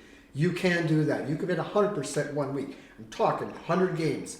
You track it, and if you can hit over 50, you're just lucky because you can mathematically do it. This is so manipulative. Every station's in on it. The networks are run by all this. They're all in on it. And can they be paid off? No, they're already getting a fuckload of money when this all ends. The money's just divided up at the end. You're like, okay, everybody gets fucked. Here's all this money. Where'd you get it from? All the fucking degenerate fucking fanboy gamblers that think, you know what, they have an edge. You ain't got no edge. Use your teasers, move the points, bet your parlays, have fun with it. But just don't expect to do it to make money. You are not going to win. Do it for you will not purposes. win. And it's not possible. They got this thing calculated to exactly. They're going to give the money away, but they're going to take it when the people are not. They're going to notice it when it's like irrelevant and all the flags thrown and all of this corruption. It's in our eyes, and people are buying into it. Just like WWE, it's going to become a has-been eventually. I think good thing to throw into the mix here on how is all this happening and why are people missing it is this short attention span. A lot of people aren't able to just look at this as an information system as a whole and see what's happening. They're like you just said, they'll focus in on, the refs made the terrible call. So then, this week the terrible call was making up for a terrible call last week. They'll justify this bone that they throw of scripts to you, right? This bone that they throw you. Here, chew on this. It's the refs. Oh, here, over here, it's the offensive coordinator. We fired him and we got a new one. And look over here, this quarterback just went out and the backup is just a fucking stud. Oh my God. It's like, if you had such good quarterbacks, why wouldn't you put one in right after the other to keep it? Didn't the Falcons do that when Michael Vick was in the league? They used to switch him in and out. Every 3 plays. It was like he'd run for 40 yards. Guessing motherfuckers type of thing. Let's see some strategy. He put 400 yards up offensive, and he played 20, a quarter and a half. Yeah. The score's fucking 42-0. And those days are completely gone. But that was they've changed him out. But then you got to look at a perspective of the NFL. The NFL wants poster child looking features of these star players. Think about the quarterback. About the quarterback that could be a star athlete, like you said. Michael Vick or whoever's out, they put this backup in who's just a nobody, but he's not going to fit the mold of what the NFL wants. They're gonna not give him a ring. They're gonna give some of the star quarterbacks they're not gonna have it in their view. They could be the greatest fucking quarterback on the paper, but they don't fit the image of what. I mean, Peyton Manning was an example. He wasn't a very attractive individual. He was just, and that's the other thing. The NFL makes people judge the character and the looks of men. So we're sitting here, Peyton Manning wasn't a good-looking man. Yeah. Oh my God, he's love. No, it's meaning that they used him as a different type of. Still pretty Joe football type. But if you take he's a normal a hit type of just no intelligence. Just fit the mold that they needed, and then threw his brother in there to upset Tom Brady in the undefeated season. But then you got these poster childs. Look at the history of all these Tom Brady, There's nobody else that could have been him because now he's in movies. He's doing all this. He's got. I don't even know if he's real when I see him. It's like he just looks like they put a fucking mask on him. Like you were saying, how they're manipulating the way they look. It's like a cloak that they just drape over him, and it takes the shape of whatever. But look at like you can be the greatest sports athlete, but if you don't fit the mold, they're not going to give you the accolades. They're just going to hand it to another generation of the. I mean. Taylor Swift involved. I mean, let's just be real. Taylor Swift's not going after Aaron Rodgers. Like that crowd, the younger. I don't think Swifties agreed with that. Kelsey, yes, that was the fucking trifecta right there. Do you remember what's Crane? Is that the name of the brain in Teenage Mutant Ninja Turtles? That has the big body and he gets in and like this little worm-looking brain is driving him. Maybe that's what's happening. Like, they put a fucking worm in them, and then the worm, like, drives them. Like, Troy Aikman and stuff. Like, it's actually just... I don't know, but maybe that, like, symbolism in Teenage Mutant Ninja Turtles and as a cartoon, that's... Because they talked about all sorts of softcore disclosure truth in, like, G.I. Joe and Teenage Mutant Ninja Turtles, shit like that. I don't know. Maybe it's the computer chip in their brain too. I would. It's like I want to know what exactly, how exactly they do it, and maybe we're just not meant to know that yet. That's the thing, man. Well, maybe it's another level that can't be pieced together. It's like you could use all the scenarios, but it's one of those organizations, NFL, it's like, I don't know, man. They just probably threaten to the point where they got to keep people are going to be quiet because money talks, bro. Bullshit takes the fucking whatever. And that's where, it's what it is, man. Commercialized, and then we got the talking dead here. What are they saying? That Matt Patricia defense getting it done. There's that first half, there's no doubt. But I do think that it's hard for this Seattle team to just string. It's hard for any offense to string together 10, 12-play drives, even though we saw Philadelphia do it a couple of times during that first half. They've not been able to get any big chunk plays down the field. And, that's an area where Philadelphia had been giving up some big plays. And yet Seattle hasn't been able to. I have to pause it and watch a few more times. Oh, I almost fell asleep. Oh, the Talking Dead. They're still alive. Any offense actually, it's like, oh my god, how do I say they this? They put fake pants on Joe and Troy. They ain't wearing them. They're counting money. They're counting the cash and deciding if the Cowboys are going to go to the Super Bowl. Because, oh my God forbid they commentate the Super Bowl. You know, if the Cowboys go to the Super Bowl, those two are going to be the junkheads. No, we need the Chiefs. We need Tony Romo. We need Jim Nantz. We need those guys leading the fucking charge for the Super Bowl. And Taylor are going to be the headline anyway, so I don't think it really matters if they put in there. They got Usher. They got the whole thing ready.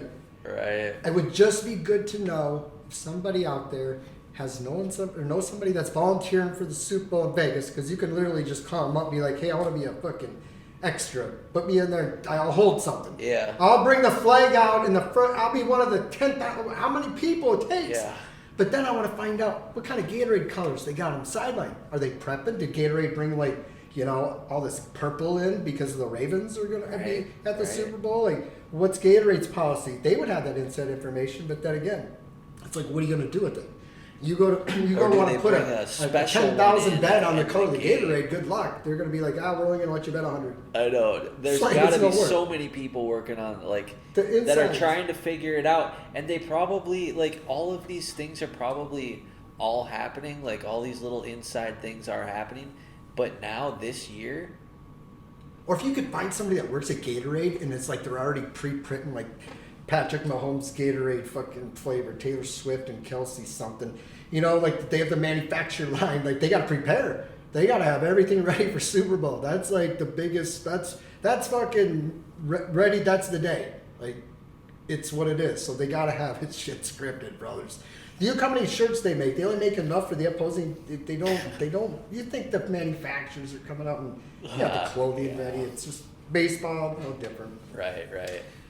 But yeah, anything that has a betting line attached to it will be manipulated and scripted if needed. I'm not saying every single, it's just coincidence how this season has been. It's too good to be true. Yeah, this season, again, in particular, we can't describe everything right away, but something's just different about it. Like we were saying, all the statistics, all the little inside people, inside information. Like, the betting lines used to represent all of that inside information, too. You know, it's not like it wasn't being represented. I'm sure some of it's hidden, you know, on another level there. But to separate that from this year, all of the aforementioned stuff, it doesn't matter on some of these games. It's just, like, out the window. A good example is Minnesota Vikings. Okay, so 3 days after the UNLV shooting where 3 people allegedly got shot, the Minnesota Vikings and Los Angeles Raiders play a game, and it's 0-3, Vikings win. The game is 0-3. A professional football game is 0-3. Come on, you guys, something's fishy there already. 3 days after 3 people just died, there's 3 points on the board. I'd have felt pretty eerie at that game, seeing 3 points be on the board. I'd have been like, what the hell? And then the game after, the Raiders turn around and score 63 for all that numerology, cult symbolism in there. So like the whole thing, and it was 63-0. That game was the very next game. So they went from scoring 0 points and allowing 3 to scoring 63, which was the Sin City was saved by the football. Yeah, second highest scoring game since the Dolphins. And they're hosting this the season, Super Bowl, which was the 3rd highest scoring game all time. And so fucking 3-0. Something with all of these numbers, everyone, is it's like the NFL is so it's so different now. Like, statistically betting, all of the try statistically betting that Vikings versus Las Vegas Raiders game. How the hell would anybody come up with 3-0? The NFL. Nobody would have fucking done that, dude, but the NFL. Yep. Except the NFL and the supercomputer that's synchronizing and synergizing with all of the other industries in the world. Worldwide. It's like the worst form of Taylor Swift ever imagined.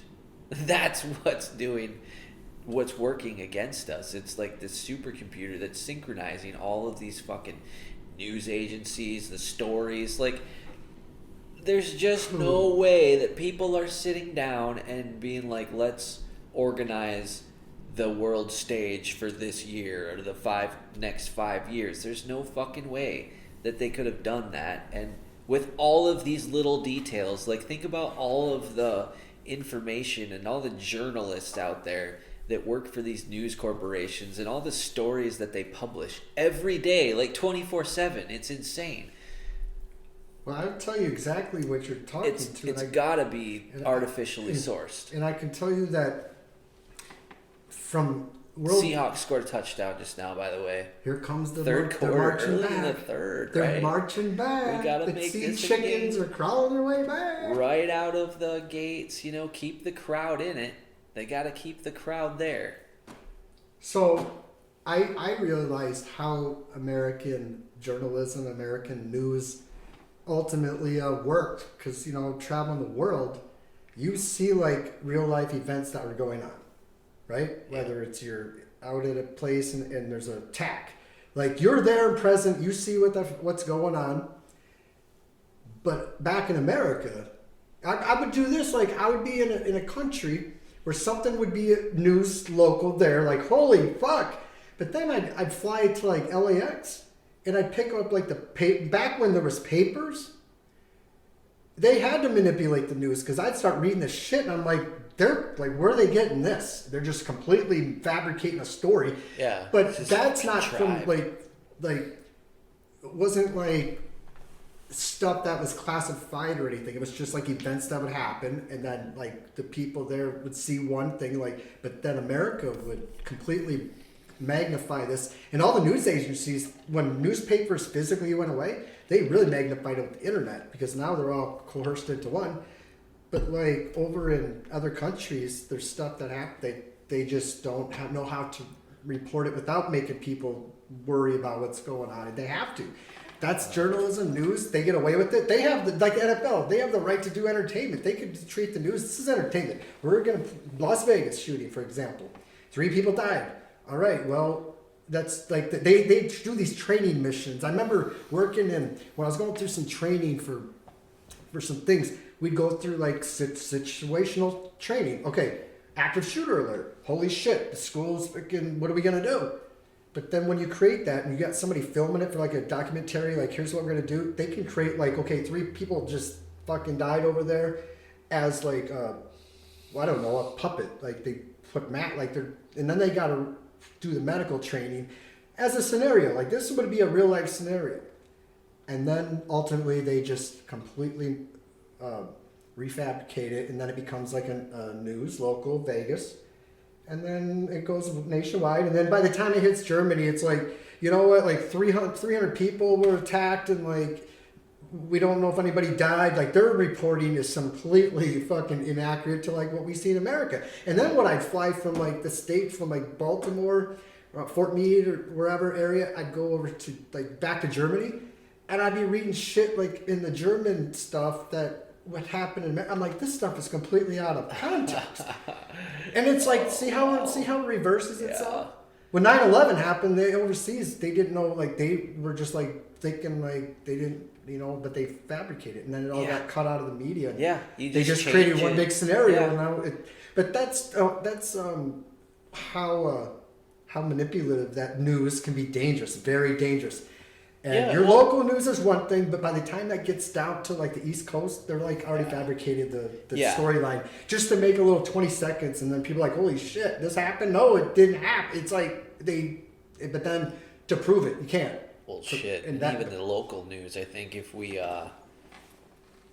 compared local news, I think a lot of these little local news stories, they're the same ones that are happening, you know, everywhere else too. So they just localized the same. And Japan story. was a big, like South Korea, you couldn't find like U.S. stations for like news. Like you couldn't find CNN was in Korean, but it was only in Korean. Like they restrict to what you would have to fucking find like access that's not blocked to go to like an internet cafe and use like VPN back then. It would have been something different to route you to like you're in a stateside, like a California address. Now you can access like stateside websites. It could have been simple as something back then like MySpace. Like you couldn't access it in South Korea, but shit, if you're in Cali. So that's how like China, all them countries, they don't let the outside world, like North Korea, they don't even know what the fuck. They don't know anything. Like they don't know anything. They don't know anything. All the information's controlled. Like we were saying, last cast in particular, how can we even verify anything before somebody that was alive can verify and was actually there? Because when something happens, even if you're at a concert, Kev, and you come home, or not that you come home and tell me because I don't live with you, so I was just, like. I was thinking like you come here and then I come over and then you tell me. So you go to a concert and you tell me about this concert, and you try to describe it. Like I'm not gonna get the same. Like it would all depend on your ability to describe the place in a way that I'm actually gonna know what you were getting 100% and how you were meaning for me to get it. Even because when you start. Kev has to, forensically, what happens is Kev is taking the imagery and the experience and all of the words that he associated with that imagery and experience and trying to relate them to me in a quicker fashion than the entire concert took place. So he's going to translate the event into what he thought was the best way to say it, and then I am going to translate what he thought was the best way to say it. And whether I get the gist of what happened or not depends on a lot of things. Like, do I know what Kev means by all the words he's using? And in the English language, one word means like 5 different fucking things. Or what this trend is these days is if you say something, people think that you only said it because you're trying to say something else. Mm-hmm. It's like, you stupid little fucker. That's why it's sort of like language taught overseas. It's when you start to bring it back to America. It's like, especially if you're like in like the South, but they have it's just a different way of communicating. When you start to learn about how this language is used to manipulate people, especially through the news and telling stories. The Taylor Swift music. And the half-truths and the little shit that they use, well then it's like, oh my God, you can't trust anything that you are not there and present and able to verify and validate. Very true. But see, that's the thing. I've been around the world. I've seen things, and people would still conspiracy about things, and I just sit there and shut the fuck up because I start opening a can of worms, and they're like, "Holy shit!" I'm like, I saw the pyramids. I mean, I touched them. They're there. Yeah. And I could, but those people that have never been outside of like America. Yeah. They're just, it's like North Korea. Like if I go to North Korea and I start like talking about like the Earth is flat and the Earth's round, they'd be like, "What the fuck is Earth?" They like. Yeah. But in our culture, it's like 6 different fucking ways of saying one word. Yeah. And that word's probably not even in the dictionary when you really break it down. Let's take an international audience in. What are we watching, Kev? Football? Oh, well, okay, so what are you watching? Well, I mean, I don't know. The guys run around with the football and they throw it to each other. Oh, you're watching American football. Oh, okay. There we go. Now we're okay. When I was in Japan, or we're watching high school football, and then it just goes on. Sorry, when I was in Japan, I'm gonna rant on the education for a sec. Okay. I got a rant on that. We're still at it. Fucking student loan crisis. So let's think here. How do we get rid of student loans? Stop making them. We've already discussed that. We need educated people, obviously, but we don't need people in debt up to their ears because our government is offering these loans out to these individuals that are just want to get an education, but it's really it's not fair. It is really not fair for those that have either been down the path that told, hey, go get an education, go get a degree in a field that you're interested in, and then hopefully get hired and yada yada. And that was before, I would say pre-COVID, when everybody started staying at home. But I do believe that since we live in a generalist country, you know what a generalist country is? Save the students, stop the loans, free the information, the swifties. Freedom of information. Yes, freedom Save of the information. Students, stop the loans, freedom of information. Do you know what do you believe that we live in a generalist country? A generalist country? Yeah. What do you mean by that? A generalist country would be, you're supposed to be good at everything. Public school is an example. Okay. There's a minimum amount of classes that you have to take if you want to be good at one. Is that agreeable? Like if you want to do one study and field, you got to take 6 to get that one. Yeah, do I agree with that in the way it is now? Is that what you're saying? Just what it's been still in place. Yes, that's what you have to do. So say 11 classes a year in a field of study, but you're forced to take 28 classes a year of sociology, math, chemistry, speech, biology, band, choir, sports, yearbook. You're not really good at any of them, but what you're getting is exposures to all forms of them. Does that make sense? Yeah. Okay. but instead of getting a little taste, I have to learn algebra. Yeah. Okay. What the general society in America, this is America, this is no other country, this is America. Okay. This is America. And because I've seen forms of education around the world and they offer free education, yada, yada. And, but what I'm saying is you're getting exposure, so to make sure you're not really good at anything. So if you want to get good at one thing, you're supposed to go to college. I see what you're saying. And if you decide to choose a major, you're still going to have to take a bunch of college courses that before you even qualify to start focusing on a major. Does that make sense? They're not even college courses. They're basically just the same courses you take in high school. They're just another layer. It's like, wait, I have to take math again? It's like, yeah, you have to have the college credits for it. It's like, I already fucking learned math in high school. Why the fuck did I learn? What's the high school diploma for then? Okay. It says that I learned math. If I'm not gonna go be an engineer where I need to use a fucking scientific calculator, then what the fuck did I even have to learn all that shit high school math for? Okay. So you agree with that? Okay. So think about this one. Since college is a business, Yes, all right. and colleges learned, why would they let you take 6 classes in a Master of Fine Arts? Why would they let you only take 6 in the Master of Fine Arts when they can force you to take 24 to get like an extra 80 grand out of you? Yeah. Now, ultimately, you're going to get those 6 required courses. Would you agree with that? You've got many degrees. You would agree that your path to all those degrees could have been eliminated by 75% of all that other stuff that was required for you to go do what you want to do, right? Yeah. Okay. And it's, the myth of you can't handle higher education.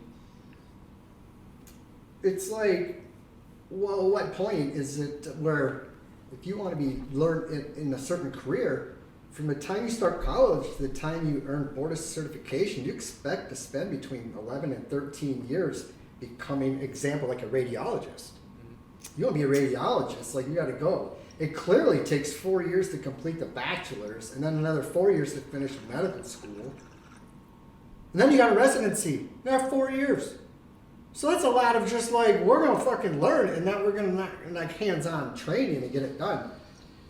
So that's just one area. I just don't know what the path is for some people, as far as they're just going to continue down this over-education path and then hopefully they'll ultimately end up doing what they want to do. But by that time, it's who wants to hire somebody that's 30? And radiologist example, my buddy's kid, he wants to be a radiologist, just like this fucking program that's set up where it's by the time you're 32, you're actually doing radiology. This fucking guy goes, fuck you, college. Where can I go and fucking learn radiology and only radiology in a year and then start fucking performing? Where can you go do that? Well, you can't just go into a big clinic and be like, hey, I'm here to just learn radiology and I'm just here to tell me what I need to do and what buttons to push and imagery and do I got to do this and no medals? Tell me what I got to do and okay, I'll do it. No, you fucking 12 years, you're burned out from college. Now you're expected to go be this scientist radiology when you could have just said, hey, I'm going to go go 4 years and learn fucking radiology in the government. The government sector. You want to be a radiologist, they'll fucking pay you to go, but you're gonna be owned by them. But it's one of those paths where think about the logic of that. If you don't want its education, you got to go someplace to get it before you're 20. And then that's the only government sector. And by the time some people after 5 years of college, they're fuck this. My buddy he's 19 and he's a radiologist, and when he gets out at 4 years, who's gonna hire somebody? You got 5 years of fucking experience, hands-on. You got all the training done. You have no debt. And all of a sudden, everybody's going to hire you. Now you're 32 with fucking 8 degrees. Yeah. I'm holy shit. And you want $190,000 starting pay? When it took you $800,000 to get where you are? Yeah. We got to cover half of that, but you're going to be with us for 25 years. Yeah. It's a path to nowhere end. I don't give a fuck. Anesthesiologist is the only degree that's marketable at the highest you can set limit. You can't. But it's still limited. You can only make probably like $2 million in like Hollywood. There's somebody's private like. But that's an example of this education. You got a different way of thinking. It's not getting any better. It's getting worse. As a matter of fact, it's getting nothing but worse and burden on our society. Yeah, we pretty much just deconstructed the entire education system because the entire thing is just it's all fluff education. It doesn't need to exist. The only real education we ever need is tradesmen, skilled laborers. That's it. And how do we get those people? It's on the job training. That's where it all starts. We've been down this path before, but this is our conversation when one of us has to go to the bathroom. So, like you were saying before, I think you ended on the last thing you said was Japan or something. Yeah, over in Japan when I watched it was Super Bowl, it was in Japanese and the commentators were Japanese and they were just like, "Oh, don't touch the mustard," like talking like guys that were talking like soccer, like go.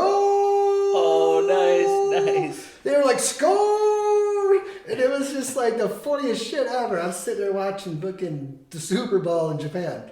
Nice. And it come on at like 9 in the morning. Okay. 6:30, 5:30 here. It's 9 in the morning. I'm watching 9 in the morning watching Super Bowl. And as a matter of fact, the Super Bowl that I watched in Japan was the Patriots, the Seattle Seahawks against the Patriots Super Bowl. You were in Japan Tom Brady then? when he threw the interception. Were you in a hotel? I was fucking in a place. It was a public place, and there's a sports bar. But they usually show like sumo wrestling, and they got a interception to show the Super Bowl because it was one of those not pay-per-view, but you just had to have like a subscription to like ESPN Asia Sports. I was so and the subtitles. mad. It was so different just watching it, but I could still relate to everything going on. But they were the same thing. It's just having fun. They didn't give a fuck who won. They just liked to see it score. I would have probably gotten beat up if I was out in public because at that time I wanted the Seahawks to lose. So I would have been probably a sitting duck. I would have been the only happy one there. So no, I was watching it by myself in a hotel room. And they, that was a long story, just to finalize on that education shit, God, I don't remember ever seeing on some sort of like list for like degrees that like they don't teach world traveler in language in college. Like I can't go and be like, I'm a world traveler. No. You get found to be a world traveler. It's like you want to travel the world. Let's fucking go. Right. And you can't get that. That's the thing about like people that want to do unique stuff. Like shit, you want to study space? Go fucking study space. I mean, shit. Yeah. Have fun. Yeah. Just don't go to college to learn like fucking botany. If you want to grow weed, fucking learn botany. Yeah. Learn all the horticulture you need. You don't need to learn math. You might need to learn grams and ounces and pounds. You gotta know the basics. Yeah. We got technology to do it for you. You don't need to know maybe a little counting here and there. Right. There's a smartphone on every fucking corner these days. There's a computer on every desk. Now he said you'll never have a calculator when you're old. I mean, we're talking generally before the internet. You'll never have a calculator in your back pocket, motherfucker. Yeah. You really thought what I told you back then? They would have said you're crazy. Yeah. Good thing we spent all those years not, doing long division by hand when there was no fucking point in doing any of it. Yeah. There was no point in doing any of that, you guys. It's all a fucking waste, which kind of brings me to let me get into that main Taylor Swift story here, but I'm going to bring it into the point. Try to tie it in before I forget here. What was I just saying, Kev? Lead me back in. Talking about how Taylor Swift is... Just before that. Just before Taylor. Like just now. What was I saying? I know. I was like, I'm going to set this up.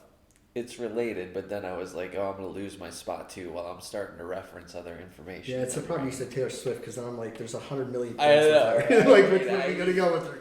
What are we going to do with her besides put up with her? We won't stand it. We won't stand it. I'm going to get signs out there anti-fucking protest out of Taylor Swift and see how, no guns? That's you know what? She doesn't advocate violence, but I'm sure as shit they're going to fucking say some words. Well, yeah, so here we go. So I remembered where it was. The fluff, the wasting the time and the education. Now, how come? Why all these distractions, right? Like, why the WWE? Why Taylor Swift? Why Donald Trump? Why are they keeping us so distracted by this world stage and all the narratives on there? What is going on that they have to keep us so distracted? Something's going on with that. Now, think about this a little bit. I saw a meme, or not a meme, I said the same thing again, damn it. It was a picture on Facebook that was of a little girl at a Chiefs football game. And she was holding a sign that said, I don't even like football. It's something to this effect. I don't even like football. Ew. Or maybe it said, who likes football? Ew. I'm just here for Taylor, with an underline under Taylor. And it's just this little girl at a Chiefs game. Now, while it might not strike you right away how powerful that is, think about it for a second. When in history have we ever seen that? A fan at a football game holding a sign saying, I'm just here for the entertainment. Yeah. So now let's think a little deeper on this here, because that's not just the, okay, well, that's a good point, okay, but what's really the point? Okay, well, think, people. Why did they have to take all that time to set the stage for Taylor Swift, for her music, for her hypnotically laced, spell-crafted lyrics to take effect over millions and millions and millions of young women and men, and to a certain age range, right? But really pandering to the young women.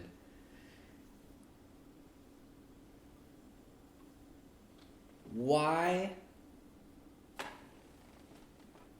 Just think about the effect of that for a minute. Think about it worldwide. It's hard to actually grow the issue, grow the subject in your mind when you can't understand what worldwide actually means. For people that have traveled, you can kind of get a better idea, but this effect is worldwide that she has, where she snaps her fingers. Worldwide. She says, today I like blueberry fucking ice cream, and then blueberry ice cream runs out. Or, there's a crate that's just, it sells, right? It's like this bitch can set the fucking world on fire, and the Swifties will be like, gosh, I was cold. That feels great. The world needed to burn. Let's think about this. When I mean global, worldwide, when I was traveling before this, like Michael Jordan was so big, and Tiger Woods, that in other countries there would be like Michael Jordan bottled water, like German. Oh, okay. You have Michael Jordan's picture there. Yeah. Nike symbol. It's like fucking water, and it's so the effect on that. This is Swift is a whole nother global sensation. But that's how effective they can just create something in a foreign country, and make it like it's Taylor Swift's favorite rice dish when she fucking toured in Thailand. Like they put her in AI and she's speaking in like a language, and she's global. Everything she touches is $1 billion. I'm not talking like US billion worldwide. It's everything is equal to what $1 billion is, and she might not even know she has stuff in existence around the world. But it's all controlled there, because it's like you're not gonna find that in America unless somebody like lives over there and like brings it back, and it's like, hey, it's fake. It's like, who the fuck knows if this thing is a real thing? But that's her marketing ability worldwide, no matter what it is, anything related, anything could be Taylor Swift, anything, anything. Taylor Swift Barbie doll, like there could be one like in France. It's like the Taylor Swift Barbie doll, and it represents as French, like the Barbie shit, but it's Taylor. I don't know. Maybe there's animated Taylor Swift cartoons going. I saw a lot of anime when I was over in like Asia. I'm like, they'd be surprised if they just create shit. These content creators like creating this Taylor Swift shit. Yeah. Making money on it. She don't even know. Good. Taylor don't need no more billion. So now, take that in effect too, and let's say that they want to accomplish something that no American thinks possible currently. But I tell you what, it's fucking real possible, and it's probably going to happen, and we might even see it happen. Some of us might see this happen because of Taylor Swift. Now hear me out. What if they want to take away Americans' guns? They want to disarm America as much as possible. Now they already have a young worldwide audience that's been already mostly disarmed. So only the American audience is going to have an opinion on the matter that's contrary to what they would want in the first place, which makes us a minority. And the amount of swifties in this country are going to go with the rest of the swifties and not this country, which means all they have to do to disarm this country is not even necessarily use Taylor Swift in a direct fashion.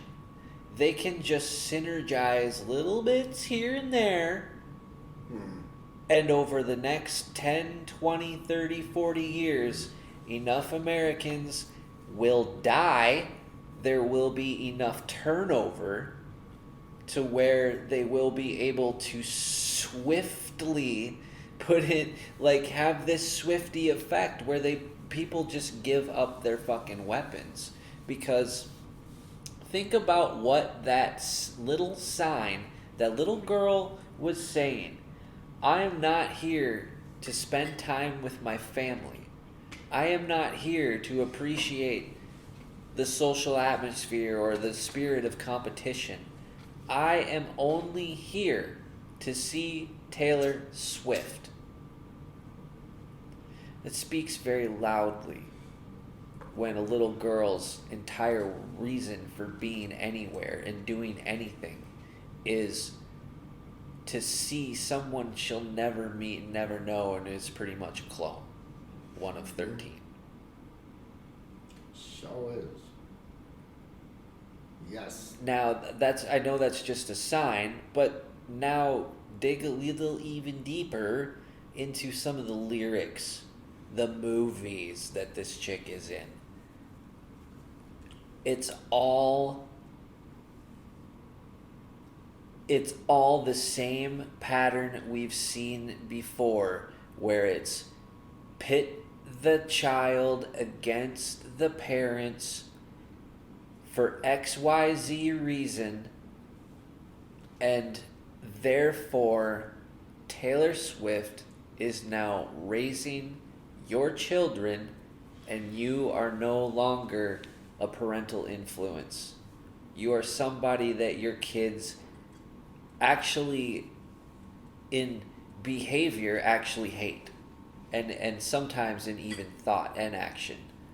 But really deep down, they love you, but what they're inundated with and conditioned with is all these movies and all these cartoons and all these Swiftie lyrics that are reinforcing the stereotype, the atmosphere that they want in the family unit, that the child fucking hates the parents and they get raised by the posters on the walls, which are of the music coming through the radios and television, which is fucking MTV. They're being raised by a world stage instead of real parental values, real knowledge being passed down through human history type of thing. Like we've said, we've lost so much history to this by this point. Like we've been fully lied to and sold a full-on society of lies. Like it's a whole package. A lot of people have to buy it. Do you agree with that? If you don't agree with it, you're fucked. Now, you can say whatever you want, but like I said, in other countries, you'll fucking be put to death for like criticizing or talking back. But in America, you get a pass. It's just, it's strange how manipulative and people are jaded. Oh, and you don't think she's the reason your young women are drinking alcohol and trying to flirt with the boys playing football at school? Like she's shaping and raising your children to be fast and easy and make stupid decisions, because that's what all those fucking lyrics are. If you don't believe me, go write them down. Don't listen to them with the music, because the music is all super hypnotic. Like, I even found myself being like, nope, I know where they're going with this song. It's a catchy beat. But then they lace it with that poison shit. It's like I won't go into all the occult symbolism during the concert. What I really wanted to focus in on was like these lyrics and the hypnotic effect. It's like a nuclear warhead around being dropped in multiple locations around the fucking world at once. That's her effect. That's the swiftie effect right now. That's what we're dealing with. And that coming to that like realization, just, while I'm watching it and thinking and processing all that, like seeing like the power where she just says, gosh, this is all just, y'all are making me feel way more important, way more powerful than I really am, than any one person should be. It's like she would make these comments on stage where it was like, Jesus fuck, like this is out. Like, you thought the history of like the Nazis were bad. Like, this bitch got a worldwide fucking army where they're minions. They'll do whatever. Like, if she says like go protest against your parents and to give up their guns, the kids would probably go out on the street and pitchforks and fucking demand it, or they'd like hunger strike. Like, they would do something crazy, you guys. It's not fair mentality to go with that. It's like it's narcissistic. It's like I kind of, and to demonstrate, like, put this in another level of analysis, is it's like, this is a witchcraft. Like, this is witchery. This is legal spellcraft. Witchery. Not like a Catholic religion that believes in like exorcisms and like demons are real and they're creating this chaos. This is another religion. This demon is called the NFL. She created her own like religion, AKA Taylor Swift. Yep. Yeah, it is. It's the bottom line. And now they're merging these two. Like, yeah, she's writing her own real life book. Yeah, shoot. Called the Bible. Yeah, like Taylor Swift wrote the Bible. Taylor Swift. She was there when it was written. She looked exactly the same. She's got such an impact. She popped out of the womb like looking 32. Global. Like, her eras tour, you guys, like, if you want to play on the 33 symbolism, like, she's 32 going on 33 years old. Having the biggest tour in her life, becomes Time Person Magazine of the Year. It's like, God, even all of the occult numerology lines up, you guys. There's no mystery to what's fucking going on here for people like us. Obviously something's going on. We can't detail you everything, but we can sure fucking see something's going on. Just, jeez. It's doom. Oh my God. We are on a path for doomation. The end is here. They're getting rid of cash. We're going to do this. Fuck. Everything's electronic, and they always said the symbol was the fucking little whatever, and everybody's going to have a little symbol on them, and that's going to represent everything, and they already know. And artificial intelligence, you're going to, they already do. They walk in a place, they know they all have their about damn you. cell phones. Algorithms, all the AI is overtaking everything, and add Taylor Swift to this, and the artificial football, and like, artificial intelligence, shit, it's artificial football. Like, shoot, I mean, if you can rig moving a football, you can definitely rig moving a golf ball. You can rig anything, bro. If there's gambling involved, it's rigged. Frisbees getting manipulated. Like, I can't even go watch a disc golf on TV. Like, I want to make the generalization statement. If it's on TV, then it's probably fake. It might be true. We live in a country of conviction. Hey, can we refill this? Fire in the hole. Absolutely. Yes. Yes. Score. Oh my gosh. What did I there's a new little cartoon that I caught a sitcom. It's called like Carol and the End of the World or something like that. Carol. Yeah, this lady named Carol, and it's like something happens. I think I didn't get to watch the first episode. It starts on the second, and there's only 5 of them. It's on like the 5th episode, so I think the first one is like something happens to Earth, and like there's another planet that's gonna like maybe collide with it at some point or something.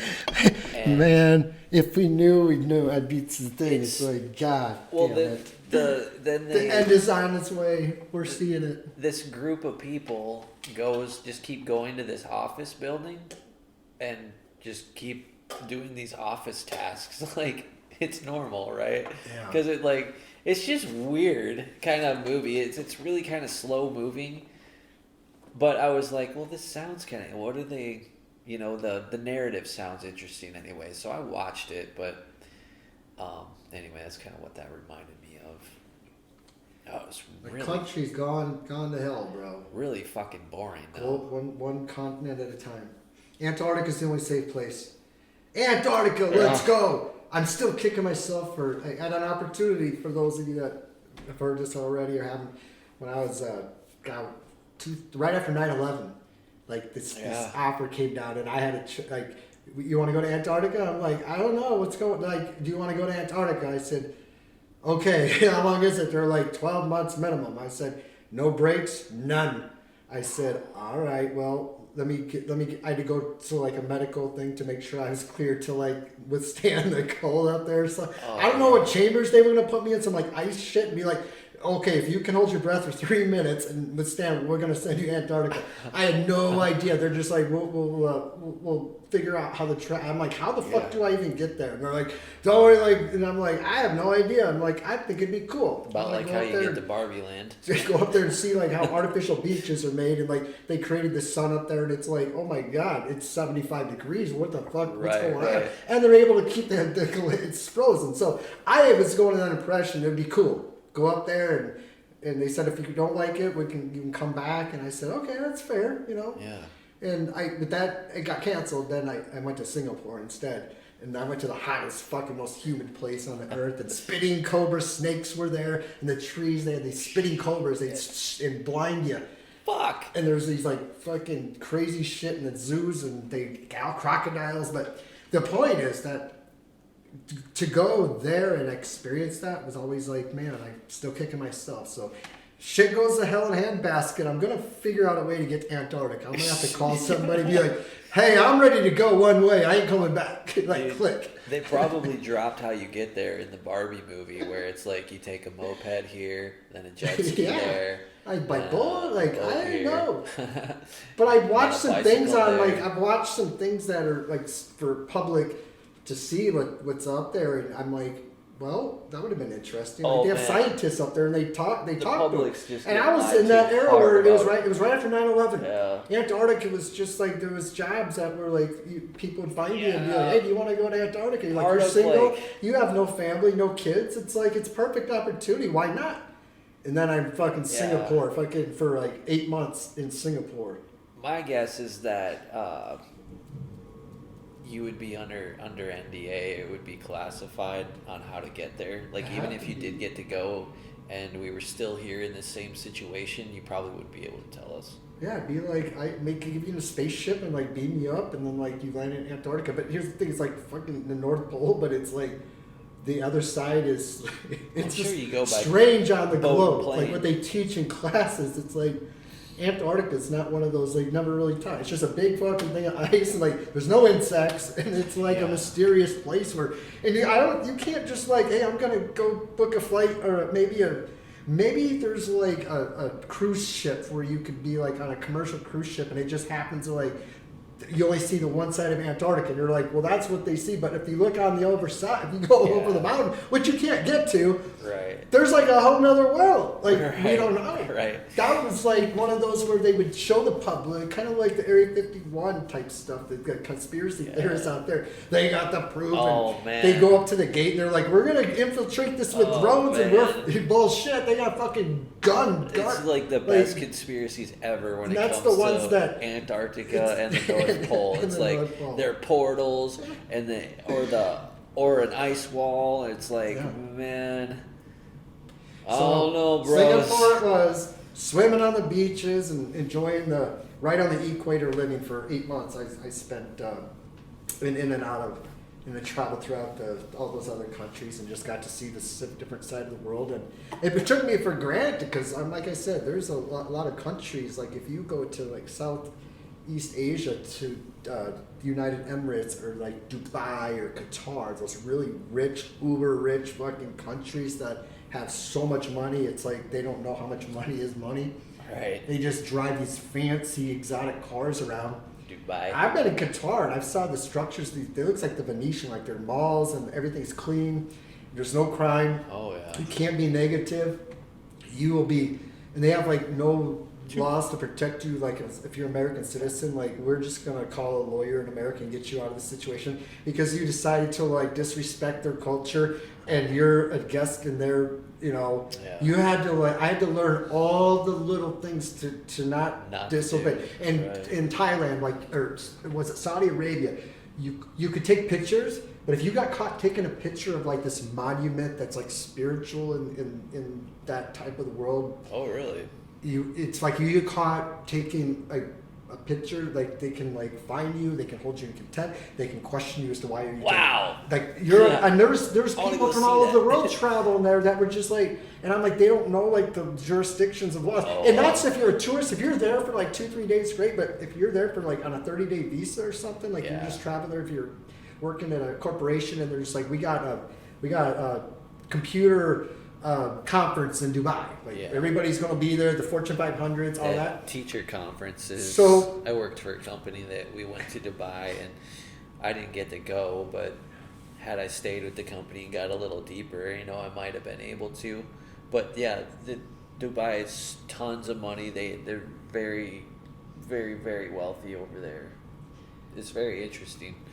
Because over there, like I would say the two safest places to visit as a tourist, if people want to go visit like Southeast Asia, is Singapore. Their drug laws and I had to learn so many different, like you can't chew gum in Singapore, you can't have it imported, you can't chew gum? Like it's, there's no, like you can't, no spitting obviously, no chew, like none of these things that you could do in America and just effortlessly like maybe get like a parking like a fine or something. There it's like you're here and our laws are so strict. We don't have prisons. You go for like a little brief. They're like, we don't have prisons.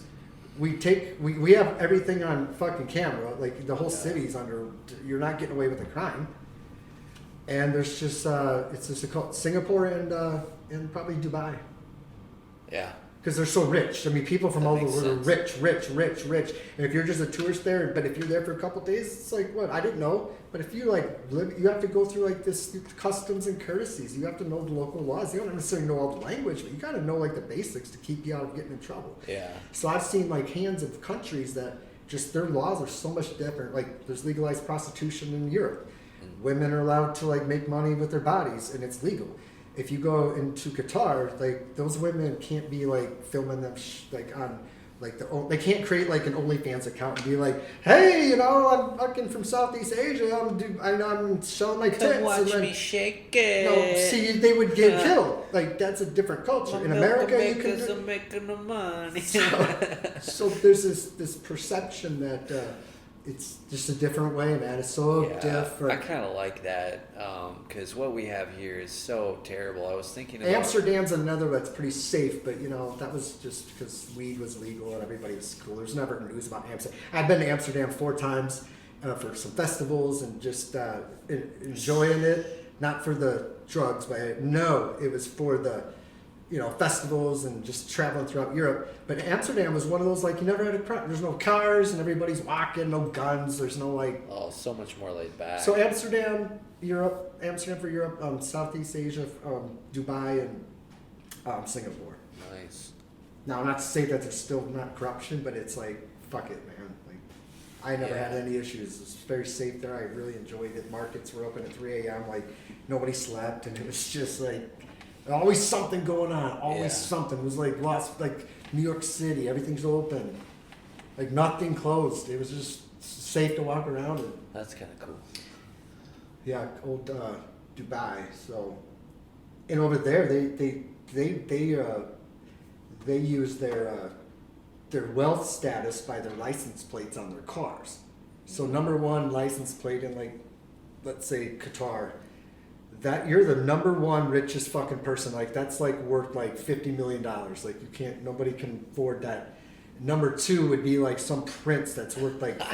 Now you get down to. I remember driving over there in a rental car, and I would see like license plate number like 982, but it would be like this Bentley, like decked out, fucking custom made, fucking like a $300,000 car.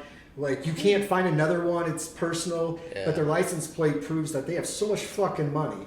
And then you get down to like if you're like below 10,000, you're like on not their levels. So it's like who has a battle to get into 10,000, and all their cars are all like that. You would see like a 3,210 number, and that fucking thing was $1 million Lamborghini, like driving down fucking in the roundabouts over there, like they were careless drivers. They got an accident. There's no car insurance unless you have tourist car insurance, but most of the time I had a driver. But when they would get in an accident, they would just leave the car and have another one custom made and have it in their driveway whenever. Like they just had so much endless amounts of money. Yeah. And like I saw their shopping malls and like their jewelry shops were like, I was like, how much is this in American? And he's like, that's $200,000 US. And I'm looking, it's like he goes like only 5 in the world. And I'm like, holy fuck. Like I saw another world side that you would like maybe see it in Vegas at a big hybrid jewelry, but this was like, and I'm like, well, do people, he goes, I have people buy, all types, and I said, holy shit, what is this? And it's money. So that status is how much fucking money can you spend on the license plate? That's what I heard. And you get away, it's like their own law, they don't have any jurisdiction, they can do whatever the fuck they want. They can have 10 wives, but if you do that in America, that's illegal. Like the streets are paved in gold. Everything is so clear, fucking. When they posted the World Cup over their soccer, they built 8 fucking soccer stadiums in like 4 years that were like only never going to be used again, and then they just tore them down. Fuck it.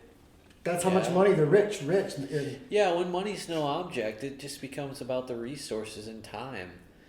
Oh, But see, if you took somebody from that and put them into America, not like going to Vegas and being like, because they go to Vegas, that's the rich place, you know. But if you put them in a place like it's not like you have the richest car that nobody can have, and you put it in like they're not gonna relate to like what the fuck is this culture? Like they would never get it.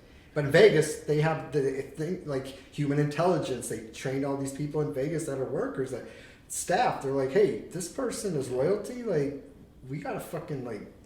He gets the entire fucking top floor of the casino. I know that's a $20 million fucking tab, but this guy's got like 200 bazillion, and he's got his paper on it. He's got his own face on his money in Qatar. He's like the third in tier on the 8th level of the paradigm. I mean, it's until you've experienced, once you've seen it over there, it's like they can see it on like Tom Cruise movies, like some Mission Impossible. Right, yeah. That is what it is. It's all structures that aren't even supposed to be standing, that are like built in desert. It's like, dude. And they're building an underground or a indoor city, 50 miles wide over there. Oh, like indoor, first like indoor functional everything. I remember hearing about that. Not like an indoor.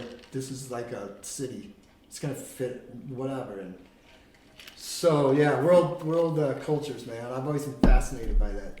And what I learned in fucking history, it's like when I go and see this stuff, I'm like, well, this is so fabricated. Like they just rewrote this entire narrative about whatever, and then some of it total bullshit. It's what it is. So just like I said, the news what we see is completely reversed. Yeah. Well, I remember seeing the pictures when my colleagues went to Dubai, and they had went multiple times. Like it wasn't even their first time, and the stories match up. Yeah. Royalty, man, and you see like guy that's tall and wearing the burqa, and then he'd have like 3 girls with him, and they're all like fucking. I mean, when they eat, they would, but you could. They don't make eye contact with. They're just so like in America, that would be considered slavery, and you could go to jail, right? Right. In that culture, it's okay. But in our culture, it's like, you want to show your tits and get paid for it? Fucking set up, do what you got to do. It's legal. Did the Seahawks score a touchdown? Is that what just happened? They're on the comeback. I don't know. They haven't put any ticker up on the... Maybe there was an interception. I think that's what happened. Yeah, interception. Not pass interference, but interception in the end zone. Okay. Wow. I mean, you probably could have called pass interference there if they wanted to. But... that's not what they wanted. What's the old guy picking all them games? He surrendered, he said. Yes. Mention him at all, or like any thoughts, or?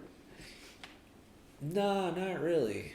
We covered what I didn't know that how many people had died at the UNLV thing, and then I didn't know that the game was in Las Vegas 3 days after. So. But he was talking about that a little bit. That's interesting how he put that together. I would never thought that one. See, that's the thing. Like No idea. he does do, which was, I mean, not to get in all that again because it's tough to say really. We'll have to kind of see where he goes. Yeah, maybe he's taking a break. It's just Jake the assholes who we're talking about. He kind of was doing some football coverage stuff and then was just like, nope, not doing it anymore, wants to take a break, which makes sense. What's odd to what I don't get is like all of his problems could just easily be solved by just shifting what he's doing a little bit. Instead of doing a top 10, just do a top 3. Do like the most fucked up field goal, do that one, and then the most fucked up interception, and then the most fucked up touchdown or something like that. Just do like the top 3. Don't make it so hard if it's like, if you don't enjoy doing it or it takes too long. I wouldn't sit there and watch, because I think that's what's part of his complaint is like, I have to watch all of these fucking football games to catch these plays, and it's like, I'm losing my mind watching fucking scripted rigged football, and it's like, well, yeah, you kind of gotta see that one coming, like, am I really gonna watch all these fucking games? Or you could have easily just did it with one game that we watch, dude. Thursday do a Thursday night night game and then a Monday night game. Yeah, do one game a week and do the top 3 plays that were rigged, because you can totally see them. But then it's almost, you got to start fucking Tuesday morning if you're going to do every single game. God, yeah, I can see that could take 132 hours. And then trying to call every game, it's like I kind of plan to do that next year, but he's getting caught up on the like, well, I'm trying to give my best picks because I want to do well, so then I'll go back and forth and him and Han, and it's like, dude, we've talked about this. Like, you have to have your process down. You can't him and haw, because once you start hemming and hawing, when do you stop hemming and hawing? So it's like, you have to have your process. You gotta lock it in, and if you start hemming and hawing, you have to flip the fucking coin and shut the fuck up and move on. Like, you can't let it consume you. So it's like, I don't know. I don't think he's gonna take like a hard step away. I think he's probably just a little burnt out and like doesn't want to talk about only football. And it's like, well, yeah, that's why we do a sportscast that isn't really even about sports. Like, it's on Taylor Swift make this it season, about, damn it. as about Taylor sports Swift, as we can. Taylor Swift overpossessed and all, and it turned into her podcast. Like, if it was real sports, then we could do a real sportscast. That's what we're trying to do. It didn't turn out that way. It was like, dang it. There's too much too much mind jumping around. Yeah, yeah. Like, there's no consistency at all, except the fact that Taylor has the inside information, and Travis Kelce's the one getting that. Yeah. And he ain't telling nobody. He's being killed. Well, we caught on to it quick enough, at least. Rather than try to do the whole season, like... I mean, we caught on to it right away. Like, hold up. This is all fucking. Like, even this coin flip is landing on the edge half the time. And it's only falling over with 3 seconds left on the clock. Week 3 was when it all started crumbling down bit by bit, and then I ran out of legs, and she took all my fucking tools away, and She made her entrance, and she won't even let me have a fair coin flip. It's going to be a double-headed, and I'm going to choose tails, and it's going to be land on heads, and I'm going to be doomed. So a massive kerfluffle. The coin toss is rigged. Fuck. So. Yeah, it landed on its edge, and it rolled around for a while too. Then it didn't even flip or land. It just stuck there. Terrible shame, isn't it? Yeah, and now it's making us wait to see what it does. It's nuts. It's not what I had planned, right? Because nobody could have planned it. Now we're seeing more State Farm commercials. Super Bowl, Kansas City. We didn't see a lot of Chiefs. State Farm commercials until Tonight. Yeah, they didn't put anything related to anything. That's right. Chiefs. Now it's all Chiefs. Now again. it's coming back to and Christmas time, all Chiefs. Oh man. Super Bowl, Chiefs. Is there a Taylor Swift jersey that we can buy? Like I actually haven't seen one yet, but I would love to know. Well, I can contact an old connection that in Thailand that makes fake. To make you fake anything.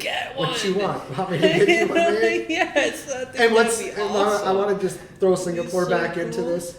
When I lived in Singapore, and all these laws and all you couldn't. They never said anything about counterfeit DVDs, counterfeit watches, counterfeit anything. Right? Everything was just electronics galore. But it was like street vendors were selling shit and fake silver. Like it was a country where it was illegal to do a lot of minuscule things that we would normally do. But I remember buying all these fake shit, like fake fucking fake all this fake stuff. Rolex, but it looked like a damn $20,000 Rolex. But you could do that; it was legal. Yeah. So I'm going back to the States after. A year later, I just had this stuff in LAX. They were like, "Hey, where'd you get this stuff?" I'm like, "Well, I got it overseas." They're like, "It's illegal." So I went from a country that you could do counterfeit DVDs, and I didn't know that you couldn't bring them to the States because it just wasn't one of those like. But it was a big deal after like 9/11, all this counterfeit shit that was going on. So if you want to fake something, I could probably arrange and find it for you. But if you want to buy an authentic one, you're probably gonna have to go to like spend $10,000 at a Taylor Swift concert, and you might get access to like a VIP clothing line. I don't know how that works. Go find a Swiftie and ask them. They would know the first hand if that's what. I haven't seen one yet, so it's like I don't think it exists quite yet. But if they fucking get married, you're gonna see it. Oh, she's already said, "Call me Mrs. Taylor Swift or Kelsey." Yeah, didn't I? Yeah, call me Taylor Kelsey. Like, I'm fine with that. And they're moving in already, and it's like these little Swifties are just eating it all up, and it's like, yo, how long have they been together? Football season's been like 15 weeks, 4 months, and she wasn't even in it for the first fucking 5.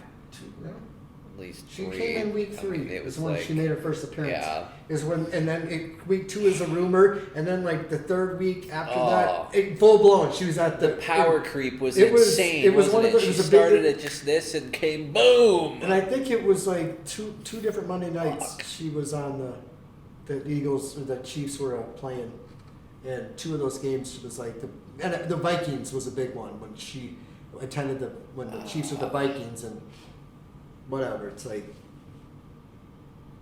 she just drives they didn't know if she was going to be there. It was one of those, they hit it, and then when it exposed, it just set the fucking world on fire. And Taylor's in their football game fucking cheering.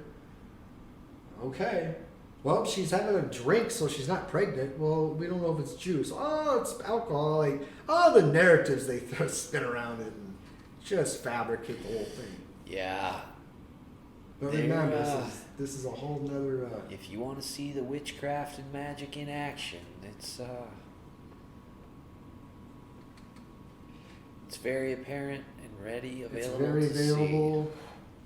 There's no getting around it. Just watch those footballs curve. Yes. It's even on the touchdown passes, yo. It's this is just very weird. That's why I think it's, mostly a computer game is what we're watching. Like, EA Sports. I It's should in just the be game. able to call this a computer game. EA Sports. It's in the game. I am watching. We got to check in to make sure that the guys haven't died. But Yeah, there's still got a artificial pulse. intelligence taking their voices over, so they're probably, who knows where they are. Oh, that's a good bassy. Defense. Defense. Pop, pop. Skull, skull, skull.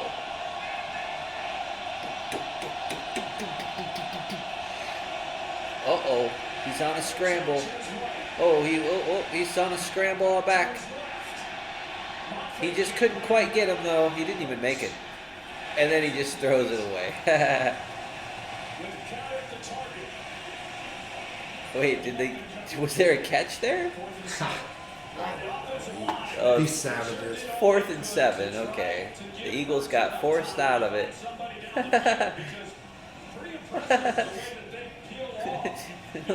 Like I would say, watch this guy.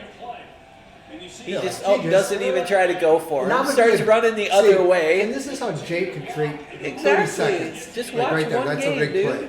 That's Yeah. scripted. There you go. That's all you need. Fuck it, just listen to our cast. We'll tell you which ones to do, and then just go do it. Yep. No problem, dude. You don't need to watch it. Easy mode. Easy mode. You don't have to do any fancy editing. Just point it out. Grab a guitar in the background and be like, "Good, good, good, good." There's a fucked up play right here. Good, good, good, good. Can you see the fucked up play? Wow. It's rigged football. Yeah. This fucking guy. So, yeah, man, what a mess. Yeah. It looks like the spread is going to land on the 4 and the under.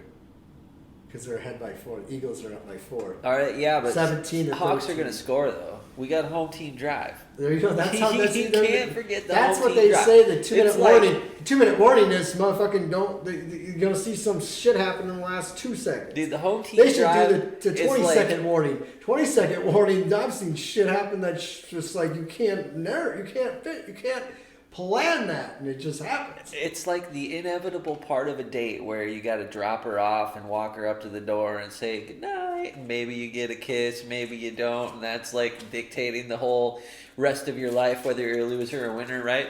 So that's it. That's the home team drive. That's that the inevitable warning. part of the date. Is he gonna score or is he not? That's why all these quarterbacks are attractive men, because you want them to score. They don't want people It that is kinda hot. don't have the looks. Yeah, God, they no, can be they the don't. greatest. They're It not is even weird. going to make it to the league without having the look that's going to represent. What It the, is really it's a weird. 5 to 10 year Yeah. span with one player. They just need one, and you could be the greatest. They're going to make you not be the greatest because they're going to put you in a situation where they're going to pull you at halftime, and you're going to be injured and you're out. Yeah. Like Aaron Rodgers. They said he might come back the last 3 weeks. Why? There's no chance. Oh, didn't they show him 2-3 weeks ago already? I think it On was Christmas. at least 3 that he was. It was Thanksgiving. Thanks. He Yeah. was all, doing the fancy footwork. Like, I didn't tear anything in He my was out- leg, he you was out- silly nooses. walking on the field and in presence of all the games. Just they always speculate. They always say, Right. well, Right. he's He gets carried out on a stretcher He's while he's probable for next Sunday's game. Well, gotta buy tickets. Next Yeah. thing you know, Saturday cancels, and he's like going on a Alaska trip somewhere down in Honduras. well, then they got Joe Burrows just like hobbling out on 2 guys' shoulders, like putting a bunch of weight on his foot. Like, oh, it hurts so bad. I just don't know why I There's can't the get man put in on the a suit. stretcher and driven out of here. Like, The man in the suit. There he was. where it was Scott Adams, Adam Scott Scott. Van Pelt, Oh yeah, SVP. Vanda Mr. Phelpsers. No, it has the script, always has. Vandenhover. Let's get a check in real quick and see what they're doing. Matt Patricia calling the defense for the Eagles, and he's doing it without Darius Slay, their best corner. Here's God. off the hands of Noah Fant. And Fant. incomplete. That ball was in the air for Hey, a there's long a Swift time. jersey there for you. What? Eagles guy. Right now for The Eagles. Oh, player. okay, yeah. There you go. That won't work though. I'll get the Taylor Swift colors. I We'll gotta- get it made. I gotta have this Swiftie jersey if I ever need to go incognito. There you go. You gotta fit in. If I ever need to fit in. You gotta go like counterintelligence and like represent a symbol that you ain't even a part of to get the intel. It's called gathering information. Sorry. Oh my gosh. Oh, yep. Diving 20, unnecessary. 17-yard gain there, you know. Little post route over the middle. Little no huddle. No huddle. Minute 30 seconds left. Here they come marching down the Here field. they come in the We are the right. sea chickens. Love it. They're passing We're Cherry coming Lane. back. He's got his hand on her leg. Oh, Susie's just all in a bunch. All right. What? What happened there? Gosh, I thought it was almost intercepted for a second, but then somehow... What? Okay, I mean, that you could really look at that one again. That was just a weird out. They're going to look at it upstairs. Rolling on the field was a catch that resulted in a first down. That play is now under review. This ball does not hit the ground. What a catch by Metcalf. Can you catch a ball like that when you're laying on the ground? After review, it was a catch. It was down by contact spot. Pretty good. And That might be the rule, though. That's legit. I mean, the ball didn't actually touch. They just the make ground. up rules as they go through the season. It is fucking raining still, too. It looked like. It's under. You're correct about the under. You won Well, that. so far, watch this fucker go into OT. 2020. Yeah. Dude, I'd be saucy. Losing the last 30 seconds like you did last week. You went from 6-0 to 0-6 in 30 seconds. Well, they're probably. I was like, you got fucking handed to you Yeah. a piece of what it's like in the NFL to pick games. I think they're gonna You shoot are us down, doomed. and they're gonna push the spread here. I think it's just gonna end at 17-13. And that's a push, meaning that They're gonna get the home crowd all riled up. they're going to give the money back to everybody. But yeah, under deliver exactly. That's what Vegas, they can do. They can give the money back and wait till next week. I mean, maybe we'll see what happens here, but it's like, second and 10.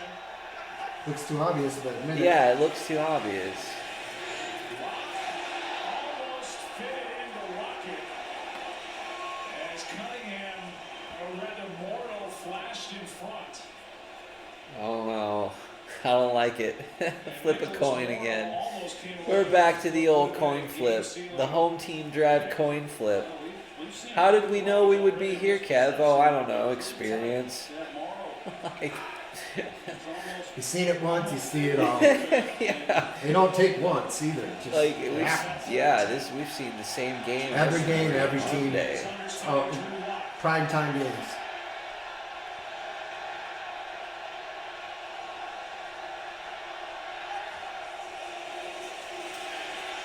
Airs it out. Metcalf downfield. Oh, and he just fucking magically catches this. You gotta be shitting me up a storm right now. Of course they do. Gotta get the crowd riled up even more. Let's see. Well, I don't know what to predict, but most of the time that's what happens. He almost throws an interception to the sideline. The fuck is going on? He's setting the narrative. What is the supercomputer doing right now?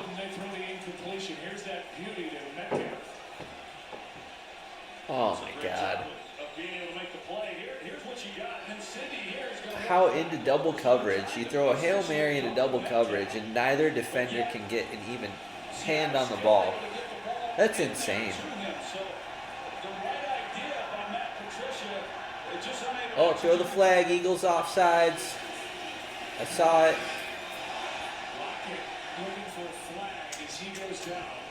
gosh. Dude. They're just got the narrative so, like, intense. Like, just back and forth. Like, throws it on the ground, then he throws an insane, like, How did like, they not no, check? how did that even happen?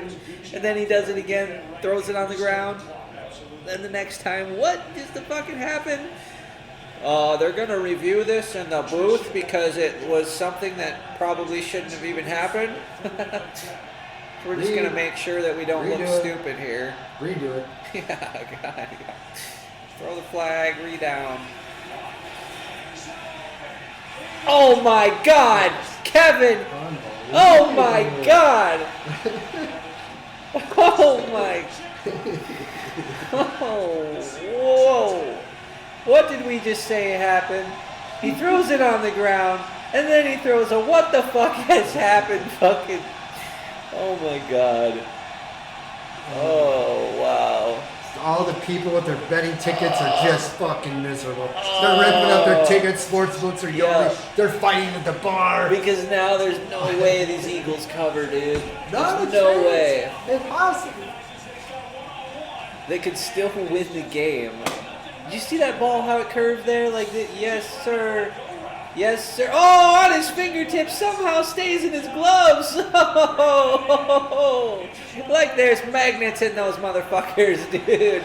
That ball ain't getting out of there. Damn. Oh my God. Dude.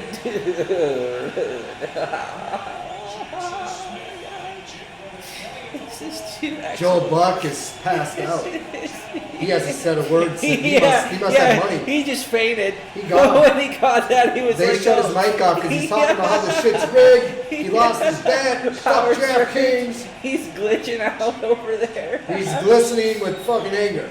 Oh my God. Jeez. Fucking believe Unfucking Seriously. This shit is too Dude, a out of fingertip control. catch. This shit is out of Fingertip control. catch while the defender doesn't even put a hand up. Oh man. He's rating too. Just trail the guy. Come on. They've been showing this all game where the Seahawks quarterback's like, yay, the slow smile type of thing. Like, oh my God, yes, everything is working today. I haven't seen him frown one time. This jackal. And Pete Carroll, exactly. He's been jackling over there the whole He's the chopping whole his gum game, and too. trying to figure out how can I act. That's right. That's right. These guys can make good fucking. They can put a good act on. I haven't seen the Eagles coach, and the Eagles were winning most of the game here. Yeah, they show the home coach. Everybody know Pete Carroll.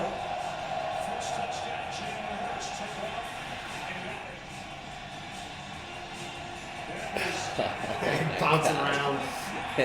Don't touch my ball. Don't touch him. Until you're told I to. never thought of it. No, don't touch me. You can't touch my ball. Until Oh, you're my told God. to in the microphone. Don't touch my drum set type of thing. Oh my God. All right, 28 seconds. Here the Eagles go. No, don't do it. He gets pushed out of bounds. Just intercept it and get the game. I don't want to see any more drama. Yeah, good God. Oh, There's too much adrenaline already. damn, you Stirred got up. that. They're talking field goal territory at that point. Like, Jesus. Then you can lose them all. Then that Over. fucking OT, man. Like, it's only a 3-point game. I ain't counting any trifecta yet. Watch this go. Welcome to the Watch- NFL season 2023. Oh, shit. Oh, shit. Oh, this is not good. Oh, fucking dog shit. Just like Fucking that, comedy, a bro. quarterback sneak all the way up to the 50-yard line. Now I'm fucked. Everybody's sweating now, but they're like, no way. Yeah, there's plenty of fucking time to kick a field goal, dude. Everybody's at the sports bar like, no, I ripped the ticket up. God. Put the ticket back together. Yeah, right. Honey. And she's like, Yeah. I threw in the trash can by the bathroom. You told me, no. Now they're all panicking. Yeah. Watch him cover. Like everybody's in panic mode for like 2-minute warning. Oh, Fucking everybody's on watch. Yeah, they got all those fucking last minute Last night. hedge bets. Oh, right here.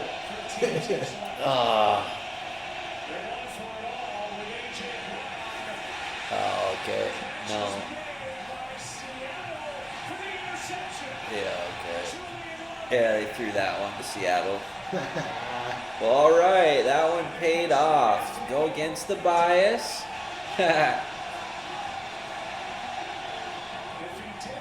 Go against the public. Yes, sir. And Cash just the like tickets. that, the public gets faded. Cash the ticket. Oh man, What a no pass mess. interference there, but Nah, they're not gonna do. They're fucking said. We toyed enough with everybody. look at the ref. He's Let's all, like, save it down for the in next crouching week. tiger What position. game can we really fuck with to make everybody on the edge of their seats? This is probably the better Monday Night Football game in all season. Well, I kind of just this is the Chiefs Super Bowl narrative right here. The Seahawks. Because the Eagles got beat by the Seahawks. Like, of course the Chiefs are going to beat them in the Super Bowl type of thing. Like, yeah, they had a good season, but they couldn't even knock off Seattle at home. Like, even the Niners did that. You know what I'm saying? So it's like Chiefs-Niners Super Bowl still. That ref that's jumped this 6 narrative. feet in the air to call that turnover. I know, dude. He couldn't Do you wait. see how he was like running. He's like intercepting guy, and then he's like, oh. The other guy was like crouching tiger, hidden dragon, like all like crouched down, super close and intent watching. I was like, how the hell did he even get in that spot so quickly to get like? No. Oh my god. He was jumping. He got a slam dunk the fucking basketball. These guys. Watch him, crouching tiger. There he is. Yes. He couldn't wait. I love it. What a jump pass. He's got like his whistle in his mouth too. Like, hold up. Does he? And the guy in the microphone's like, "No more emotion. You're looking too obvious." And Damn it. he's like paused. Keep Wait, your what did I control. just see? Oh my gosh, it's so entertaining. It's unbelievable. It's better than watching the WWE refs because I mean Oh, those geez, guys what- are they obviously not- in on it, is but this these gonna guys. somehow do some sort of fucking. Oh wow, reach he over kicked him right in the leg there. Touched the ground. It is close. Oh, they're trying to figure out if he. Looks like it to me, you know. Oh yeah, he's in. They're trying to find the fellas. What's the problem Toe there? tap right in the beginning. The ruling on the field, not stand as called. God. Oh, they're just trying to milk it out. It was obvious he caught it. And was it If they would have bounds? overturned it, everybody would have been narrative how shit's rigged again. And Yeah. go on to next week and watch it all Replay. again. It's they got this they implanted something with this human just thinking where they got this some sort of hypnotism. Once you see it, you can't unsee it, and you're Right. locked into it. And Yeah. I don't know, man. It's Yeah, got me, once you. It's not I a hard can't piece spell it to together, break, and but trust me, I've tried to, and it's a narrative that can't be cracked. the It's spell like- becomes habitual. Yeah, Horrible. it becomes habitual because our actions become so habitual. That's what it is. That's why they get the youth attached to idols like Taylor Swift because then they can control their interests and behavior and, like I said, raise your children for you. Sorry. And while making them hate you. I'm telling you, those Absolutely. lyrics in her songs are nuclear weapons. They are engineered to take over the minds of the youth. Boycott Taylor if you can. Boycott Taylor. Well, and that's why they have her playing the same role as her lyrics describe in a lot of the relationship things. So it's like, oh my god, it's not good, y'all. No. But I am definitely. I'm getting real sick of talking about Taylor Swift. Week 15 in the book. That's right. Game, set, match. Yeah, a little trifecta action. That's how you do it. Next Monday's Christmas. There's 3 NFL games. So Are there? we're taking the bye week on Christmas. All right. There's no way on Christmas I'm gonna Try to call that one. not to. I'm just gonna do the fucking eating and not even worry about football. Everybody else gonna be watching. Just take the. Yep. I'm like Jake the asshole. Like, it's just not You gotta entertaining take a- for the next. I'm just like, okay, next week, Christmas, get it over with. Then we're down to that, and then like season's over. Thank God. Yeah. I've had enough of my helping of Taylor Swift for the I don't know, next how many years their existence. We don't know. It's infinity at this point. We just don't know. I'm just gonna have to go with assume with the worst at this point because there's really no other way to go with The it. thought of that makes me a little bit nauseous, dude. I felt my stomach turn a tiny little bit there. Well, Taylor's 'Cause got it's you. like- She got Taylor. Not only she got you getting sick. Taylor bringing us Fuck, down. dude, she ain't- Taylor's going full on like I don't know, but it's really it's gonna be tough to forget this one. It just makes me feel so bad for other people, but that's not a new feeling. So Well, the old sheeples, right? yeah, I say the term sheep is overused and too passe. It's insulting to real sheep and animals around the world. I say the new phrase is shit-eating lapdogs. I'll sign on with that one because man, That's the season. it's a lot easier to think about things that way when it's, even though that is relatively pessimistic, I would say. I like the optimism route and the hopeful route is a little, Hope. maybe falsely more lit, like less or falsely less dark path or view, I guess. I don't know. It's getting a little bit late for all this deep philosophizing. Yes, sir. Well, that's all. That's it. That's it. Thank Yep. God, there's so much more to talk I about. know, but I know. damn, Taylor Swift took up like 40%. So Yeah. hey, Taylor, she gonna want a residual check too. So fuck. Well, Yeah, we're just gonna have to leave it at that. at least she can't sue us because the disclaimer protected from her coming back and being like, you guys can't talk that way. And Swifty's getting, oh God, Swifty hears this. They're going to be like, we want them banned. We want them censored. We want them Dude. unplugged from the fucking, any of it. Like, censor everything Taylor Swift. You can't even say the word Taylor Swift. That reminds me, like it up on the billboard, digital billboard there in the stadium. It says home of the 12s, and Taylor Swift's number is the 13. So she's like, you know how they had that movie, the Sixth Man for the basketball movie with it was like the Keenan or the Wayne brothers, where one of them dies and becomes a ghost and helps the basketball team while he's a ghost. So they call it the Sixth Man. Like Taylor Swift is like, ugh. Ugh, yeah, that's you guys know where I'm going with that, right? But on next week we do get to watch the 49ers. We get a 49ers Monday night game. Oh, wow. Oh, But wait, isn't like next Monday Christmas? it's Christmas. That's what I said. Fuck. Are we doing? No. Okay. That's what I said. I'm not getting my Christmas ruined by fucking football. Dang Fuck it. that. That almost sucks I'm because taking the a- Niners we're are probably going to win the Super Bowl this year, and we're not going to get to cash the one fucking Monday night game that they landed on. They're it's Oh the my Ravens at the Niners. Wait, no, they didn't they have a game this season? And I bet on them because Sure. I was like, I had to go with my bias on this Yeah, one, I and think I that's lost. That's why I was like, I have to go against my bias. I'm sure tonight. that was probably like week 5, 6 ish. It was something like that where it all started to go downhill for Like me. the Niners I'm like, had lost hold on. by Niners had lost by 85 the week before, but then won by 200 the next Yeah. week, and like these numbers aren't adding up. Something's wrong. We don't know where we're going with it, and that's the trap. So next, it's Christmas. So unless All something right. drastic changes, and All I right. don't know. Yeah, maybe we won't see everybody for another couple Holiday. weeks, but Yes, sir. enjoy Happy the holiday holidays. if we don't see ya. Make sure your New Year's resolutions are ready, and Yeah. fucking get this year in the book. Yeah. So, yes, sir. All right, y'all. Signing out. Laters.